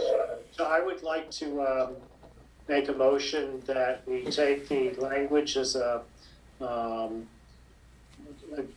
agreed to by the Ethics Committee, that we forward that over to our attorney, Ron, to digest and to incorporate new language. And at the same time, that new language be forwarded back over to the council and the Ethics Committee, but at the same time, we also find ways to incorporate some of the comments we've already heard from residents that are ethical, and that we find a vehicle for making sure that we incorporate or at least receive the other comments as a part of the decision-making process as this goes through. So, Todd, before you go any further, the other part of our recommendation is that one member of the Ethics Committee and you be authorized to meet and talk to Ron so that things can be done efficiently rather than by exchanges of email, and we can explain what our actions are. We're not looking to have all three members do it. We want this to be efficient, but we want to have efficient communications of our concerns. That's right. I forgot about that. Thanks for reminding me. So that was part of that, and I would propose that as part of my motion, that as council liaison and Mark as chair of that committee, that we'll meet with Ron and go through the recommendations. Go do it. Todd made the motion. Do we have a second? I'm sorry, hold it. Before there's a vote, I still, maybe it's late, and but I didn't quite understand the motion, because I know that there were some things on the agenda around introduction. So I just want to clear, we're not introducing anything. What we're saying is it's staying in committee, and that in committee there will be more consultation, and it's going to go through the meat grinder a few times. Is that correct? I think the technical term is sausage maker. So, yeah, nothing is being passed, Jeff. What we're doing is the recommendations that came out of the Ethics Committee are going to be carried by, so to speak, carried by the chair and by me over to Ron, and we will discuss those recommendations with Ron. He will begin doing some drafting. So all we'll be doing is continuing the process, but part of my motion is also that we make sure that we are hear and incorporate comments from residents that we've heard and will hear, continue to hear as a part of the review of any of the recommended amendments. Okay, thank So you. that's my change. So there's Can been I add one thing? There was another recommendation that Mark mentioned earlier. This is Holly Worthington. I'm sorry, really fast. And he that it had been suggested by a member of the community during the ethics meeting that we hold a public forum to see whether we wanted to move forward with this proposal at all. Thank you. Thanks, Holly. So as I mentioned, my recommendation includes making sure that we incorporate comments that are received. I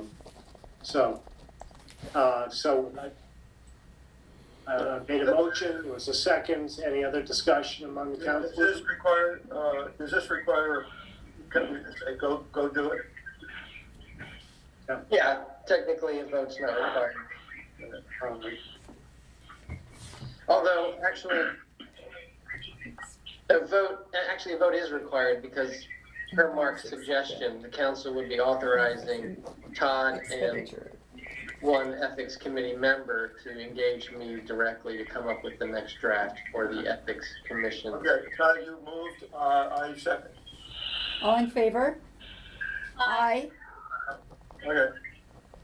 And just to point out, add to what Todd has stated about the process. So Ethics Commission will review a new draft, arrive at a recommendation, the council will discuss the recommendation, the council will decide whether an ordinance should be introduced. And that's a term that basically means introduced to the public. And under the village charter, the public then has 30 days or more, council can give more if it wants, to review the proposal and then provide comments at a public hearing before the ordinance is acted upon. Ron, I'm sorry again. I'm a newbie, so I'm just trying to understand. So as kindly Susan had shared with me, it's going through the sausage maker.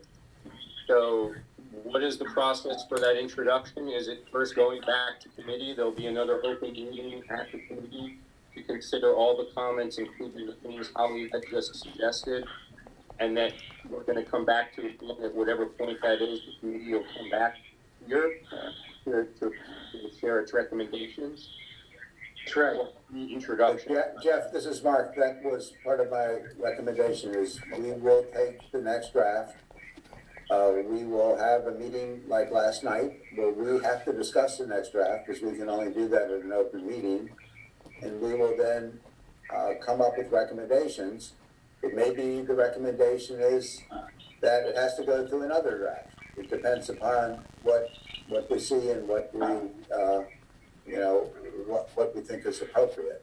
But that was part of our desire is that, and I think it's a requirement, that we take the next draft, we have an open meeting about it, and after we have the open meeting, we decide what we would recommend to the council. Mark, I appreciate what you said and everyone else, and again, I want to thank you for that. And I just want to say, Mark, you did say one thing, Ron's time and that everyone else, especially the volunteers, weren't counting. But I do want to just recognize that at this point, a conservative estimate that the community alone has spent on this is about 206 hours. And that is based upon the number of people who attended and the number of hours. So I just want to put that to just recognize there's a lot of time that's going behind this. And so it's not just our time, it's not just the community's time, but it's also the residents who are showing up. And it's an awful lot of time to provide into us. So I just wanted to acknowledge that. Thanks. Can someone mute their phone who's on 908? Yep. Someone mute their phone? And do this right now. Yep, it's taken care of. Thank you. Okay. Debbie has something to say. Unmute, Debbie. Oh, sorry. No, Thank you. she can. I actually have two questions for Ron. Just to clarify what you had just said, I know that there's that 30-day period where people can come and give comments, but from what I understood from Todd was that we were also going to be incorporating some vehicle, maybe it's just in the open meeting, where the ethics committee is able to respond to what people's comments are before the 30 days in process. Yes, yeah, so that minimum of 30 days applies to after the ethics committee's work is done. The ethics committee has given a recommendation to the council. The council has discussed the recommendation at an open meeting and then decided whether or not to introduce an ordinance. Then once the ordinance is introduced, the public must be given at least 30 days. Right, I'm just saying what I understood from Todd was that the ethics committee will have an opportunity to respond to the community when they are drafting or making suggestions for what should be drafted, that it's not going to wait until the 30-day period. Well, it'll be multiple opportunities for public. Debbie, I didn't mean to, I don't know, to be honest with you, I didn't know when to say, because we incorporate, other than I know that we need to, that there are comments out there that need to be listened to, whether it's before, after, or whatever, It seems like, yeah, I mean, it doesn't make a lot of sense to have the whole thing done and then give 30 days, like, then get the comment period for 30 days. I know that has to be done, but the committee in forming its recommendation will take into consideration any comments that it has received. So I also would, certainly we will take into consideration comments we got. And frankly, we did that last time because I got comments before the meeting and I was changing the structure of the meeting every time I got a comment. But I invite people when we have a new draft to submit comments, and again, submit them to me, and I'll circulate them, and we can consider them that way before we have the committee meeting. Yeah. So I think it would be very efficient for people to submit comments once the draft is posted. On a sorry, Debbie, you have more? Yeah, I actually had one other question for Ron, in terms of I may have misheard you. When you were talking about, at the end, what the consequence could be for a violation of oath of office, you said it would just be, it could be removal. And then I thought you said, and that is something that could already be done. Did I mishear that? No, that's correct. So, if someone on the welcome committee we find is engaged in egregious conduct and the council thinks they no longer should serve in that role, the council can remove that person from the committee. But in this new framework that would be proposed, someone could, rather than making a complaint to the council, could make a complaint to the ethics commission. The ethics commission would then form a recommendation and send it to the council as to whether that person should be asked to recuse themselves or be removed. But right now, you're saying that the council, if they thought somebody was acting improperly, etc., they could on their own remove that person from their position. Yes. So yes, but under certain circumstances, that may be a difficult thing to do. There may be, a dispute or conflict between the subject of the complaint and one or more council members. And so rather than having those council members make the decision where it may be difficult to do so, the ethics commission is going to review it and make a recommendation, would be the proposal. If I belabor this, but one of the recommendations of the committee was for the council to actually make the final determination. That's our recommendation. That's what we're going to be asking you to draft. So right. I'm just want to make sure that we're just not repeating something that's already there. Does that make sense, my question? I mean, if in fact what you're saying is the council can already remove somebody for unethical behavior or whatever you had said, then what is this exercise here? If we're saying that we want the council to be the final arbiter anyway. So the council would be for lack of a better, I won't use that term. What's not in place now is the Ethics Commission's ability to review a complaint. So right now, the complaint would have to go right to the council.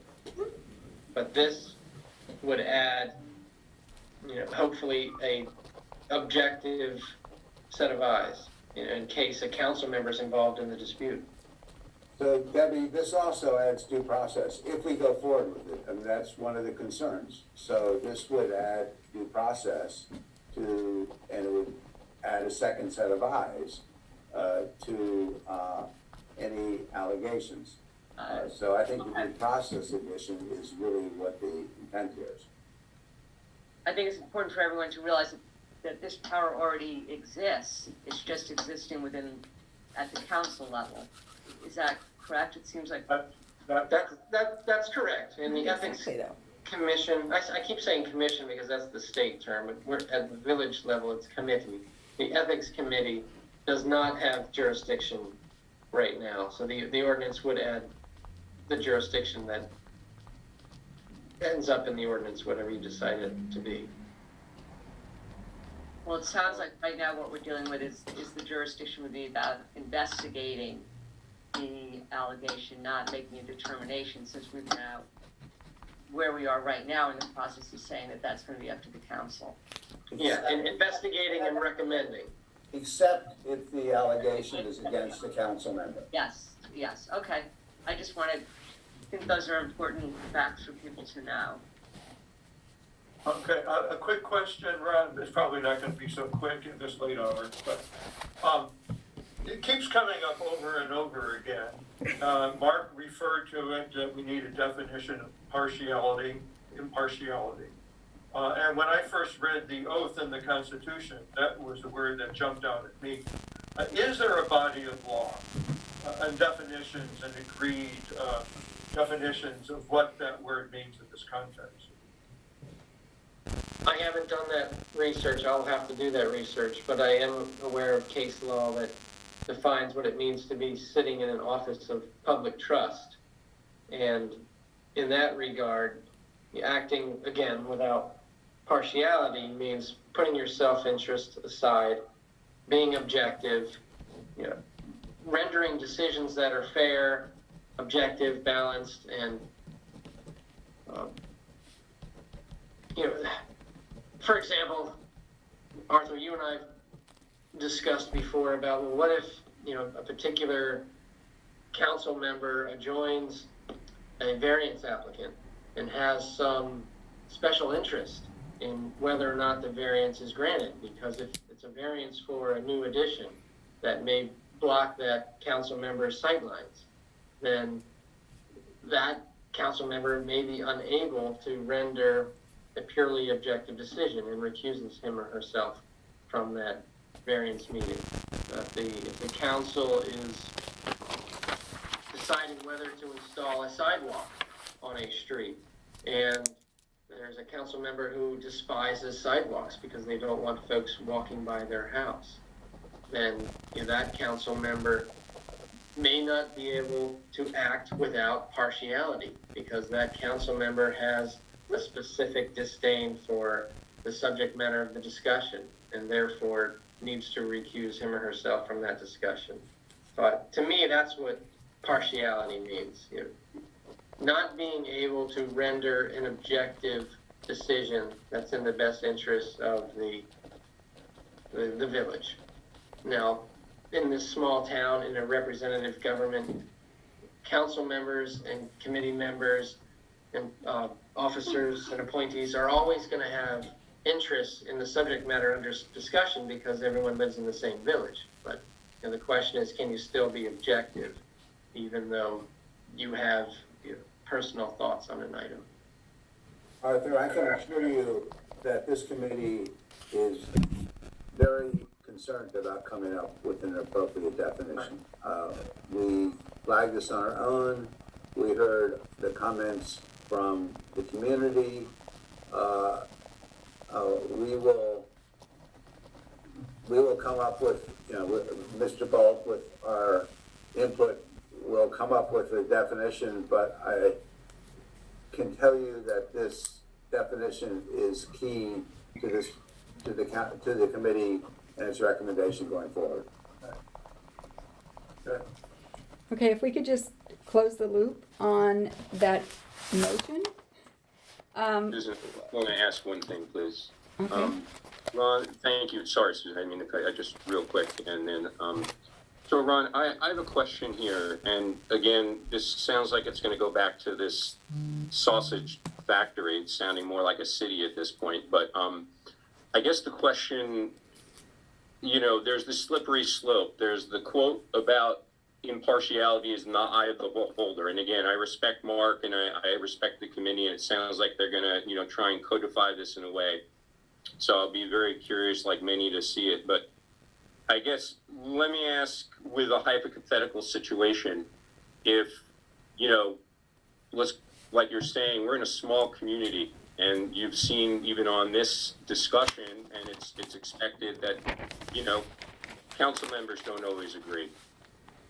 Residents don't always agree with council members. So suppose that there is an quote unquote ethics or charge of impartiality against a council member.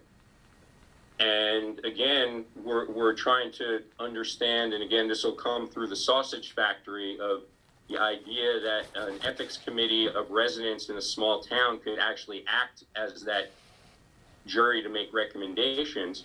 Ultimately, what would happen if in the machinery of this, that there's a recommendation by a body like that to quote unquote remove a council member due to lack of impartiality or on an ethics violation? What would that process be? Could they just do a simple vote, or would you have a recall, or how does that work? I'm just curious the mechanics of that. Sure. So, the rules and mechanics are different for council members and committee members. The ethics committee would recommend that the council mandate recusal or removal with respect to a committee member.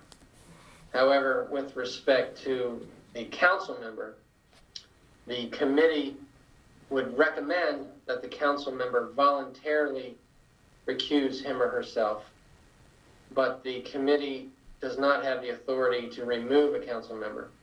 Council members would have to be recalled pursuant to the procedure set forth in the village charter, which would require a petition to be filed by a certain percentage of voters to remove that council member from office. Thank you, Rona. I appreciate that. And I'm just going to say I'm going to pause here because it's late and we have other points of agenda. And I just want to ask Susan, out of respect, I know there's been a vote taken, and I want to know if I could take a position of abstain, only because I honestly I just don't know enough to really make a vote to even send it back to the sausage factory. But that won't stop this from going back. But just my position on that, because You want it on the record, got it. So that was actually what I was trying to do with the loop closing. I was about to say, are there any no's? And you would like to abstain, so we have 4 ayes, I think, on that. Okay, so one quick thing, just to approve the minutes of the last meeting, which were circulated and edited and approved by email. Second?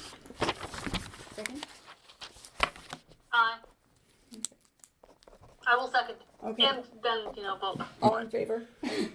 Okay.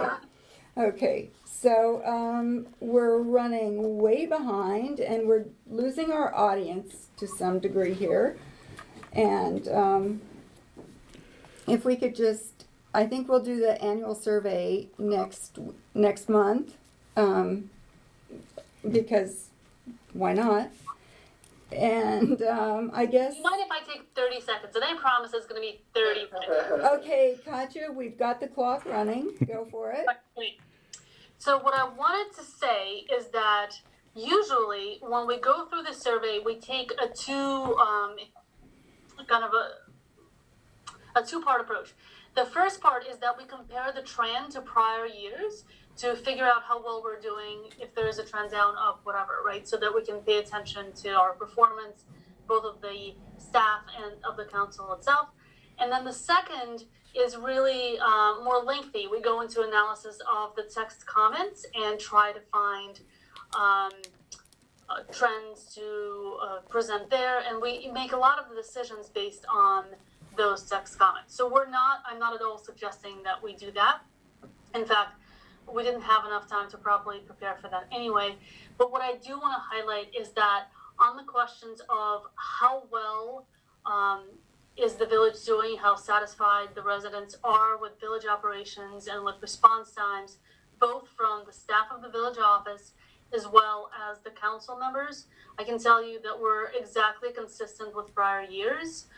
So there's no trend up or down, which, was interesting considering the recent commotion. But nonetheless, I thought it was important to throw it out there. We're not hiding anything. It is literally that we're just running so behind. And I do promise that next time we'll have more analysis of actual written comments and recommendations. And could we have all those results available? They're in your email, Arthur. Is that? You have them in your email. So there is a trend analysis. Available to the community. I think it's in the packet, but having it, posted somewhere. Yeah, agreed. Yeah, we'll edit. Right up today, so there's nothing to share on that. We will have one by next month. And it's certainly no secret, so it will be shared with everybody. Did I run over? You did, but you packed a lot in there. So next, Doug, you're still on? Doug? I'm here. Oh, yay. Would you give us your building administrator's report, please? Yes, at 3506 Bradley Lane, they've applied for a demolition and building permit. On June 17th, we had the information meeting, and at that meeting, they anticipated that the work would begin in September. However, the county hasn't issued their building permits, so the village permit is on hold. And 7200 Chest. Doug, just one other update on that residence. The builder has now suggested that work on that property will not begin until 2021. Okay. All right. Breaking news, Doug. Yeah. At 7. Excuse me. I said breaking news. Please continue. At 7200 Chestnut, they've applied for a permit to construct an addition to the west side of the house. The county permit was issued on September 3rd. The village information meeting was held on October 6th. None of the residents participated, and we're working now on issuing that building permit. At 7200 Dellfield, they've applied for a demolition and building permit. We have not scheduled a residents' information meeting, and the county has not issued their permit. At 7220 Dellfield, they've applied for a demolition of the existing house and a building permit. The project's on hold because they're making revisions to the plans. At 113 Quincy Street, they've applied for a permit to build a detached garage at the rear of the house. That village permit was issued on October 13th. At 3505 Raymond, they have applied for variance to relocate the existing air conditioning units from the rear of the house to the right side of the house. The variance hearing has been scheduled for October 29th, and we're working with the applicant on that now. At 3513 Raymond, they have applied for a demolition and a new building permit, and that we're still waiting for the county permit, so the village permit is on hold. And finally, regarding the improvements to Brookville Road from the State Highway Administration, we received a letter, I guess, almost a year ago saying that they were looking into it, or at least it was in the springtime, And since then, we haven't heard anything from them. I've sent them 2 emails, and I called them today to try to get more information, but I haven't gotten a reply.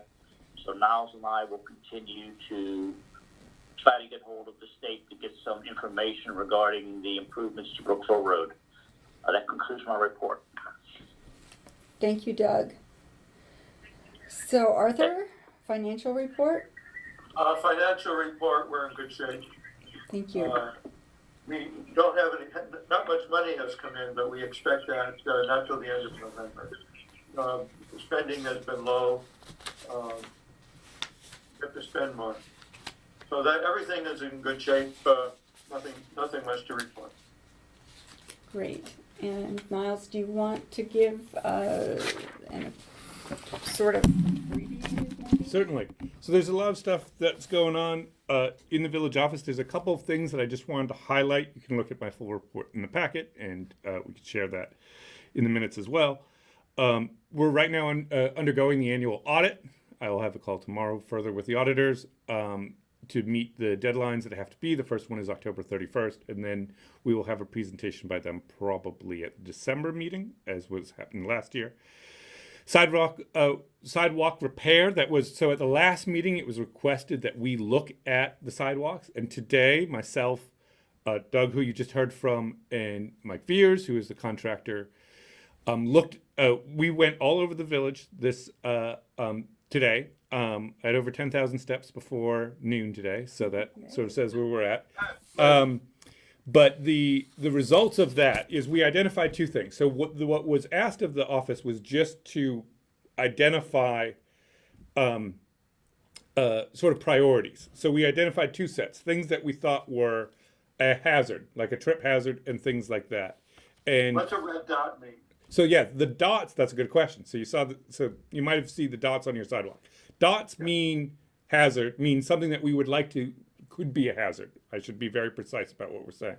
And thus would be a priority to fix. X's, if you see an X, that means it's something that isn't an immediate problem. So for example, a crack is not an immediate problem. If water gets in there, that can cause issues to the roads and the gutters and things like that. But those are sort of secondary. And we divided this up because depending on when the council wants to do this repair, the dots are things that we should do first, whether they want to do that this fall before the freeze sets in, or doing it in the spring. That was the way we divided it up. So what we found was about 2,000 square feet of sidewalk that fell into that first category, the circles. And then we found about 748 square feet that would fall into the second category. Okay. We also looked at Brookville Road, and Brookville Road is its own animal with doing that because there are certain issues that you have to deal with State Highway. Both State Highway at times have talked about taking care of the sidewalk, and Doug has had conversations with State Highway where they've said it's your responsibility. Also, it requires more cost because you have to do traffic control on anything on Brookville Road. For Brookville Road, we found 748 square feet of sidewalk that falls into both categories for the purposes of Brookville Road, because we think the thought process that I and Doug and Mike Veers thought about is that Brookville Road would have to be its own project due to the increased potential cost of traffic control and other considerations. And we can have further conversations. As Doug mentioned, getting a response from the state has been its own issue, and we are still working on that. And so this could also fall into that category. I can share with the council more information on that, but I just wanted to let you know, since that happened at the last meeting. A couple other quick things. Leaf bag distribution, like in previous years, we're trying to get a gauge on who wants more leaf bags, who doesn't. What we're going to do is a poll, like we did for adding your email addresses to the directory, and I'll talk about the directory in a second. What we'll do is we'll say, you'll be sort of a 2-question poll, your address, and then yes or no. Do you want leaf bags? Do you not? If you do not respond to the poll, it will be treated as a no unless you contact the office, okay? Because we're trying to get a complete list of everybody who does want it. And this will be in the wrap up in the newsletter and things like that. Everyone, those who get it by mail, will also get the same poll question so that they can answer this question in a way that allows people to get their leaf bags. And on the directory, we're very, very close to finalizing it. Probably next week, we'll have a complete set of the directory, and then it will just be copy editing and all of that, and we can take a process to make sure everybody sees what their entry in the directory will be, and the target date then would be sort of that first week in November to mail it out. So everybody would get it by the beginning of November is the current plan. Because of adding email addresses, reformatting, it's taking a little bit longer. So just want to let you know there. Yep. Can I just quickly jump in on the Yes. leave?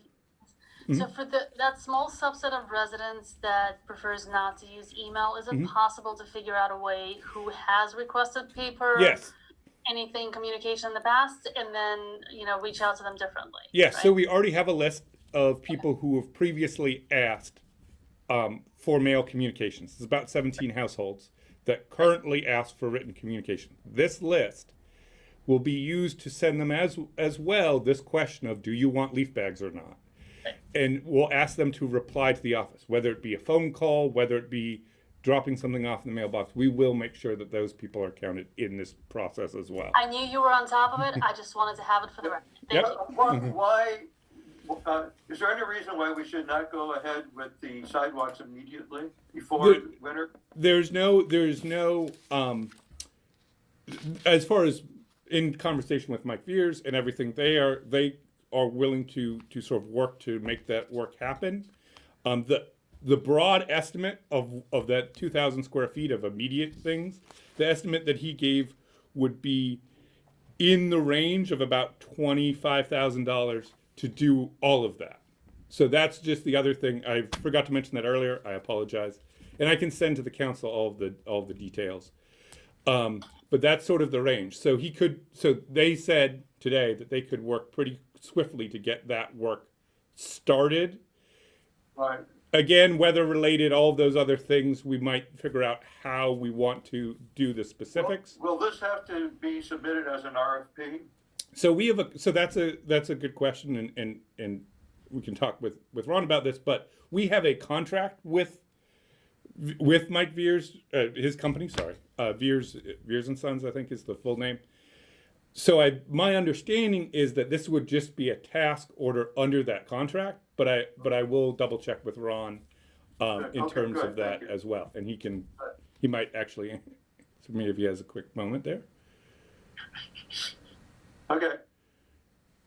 Were you going to say something, Ron? If not, I can talk to you tomorrow about it.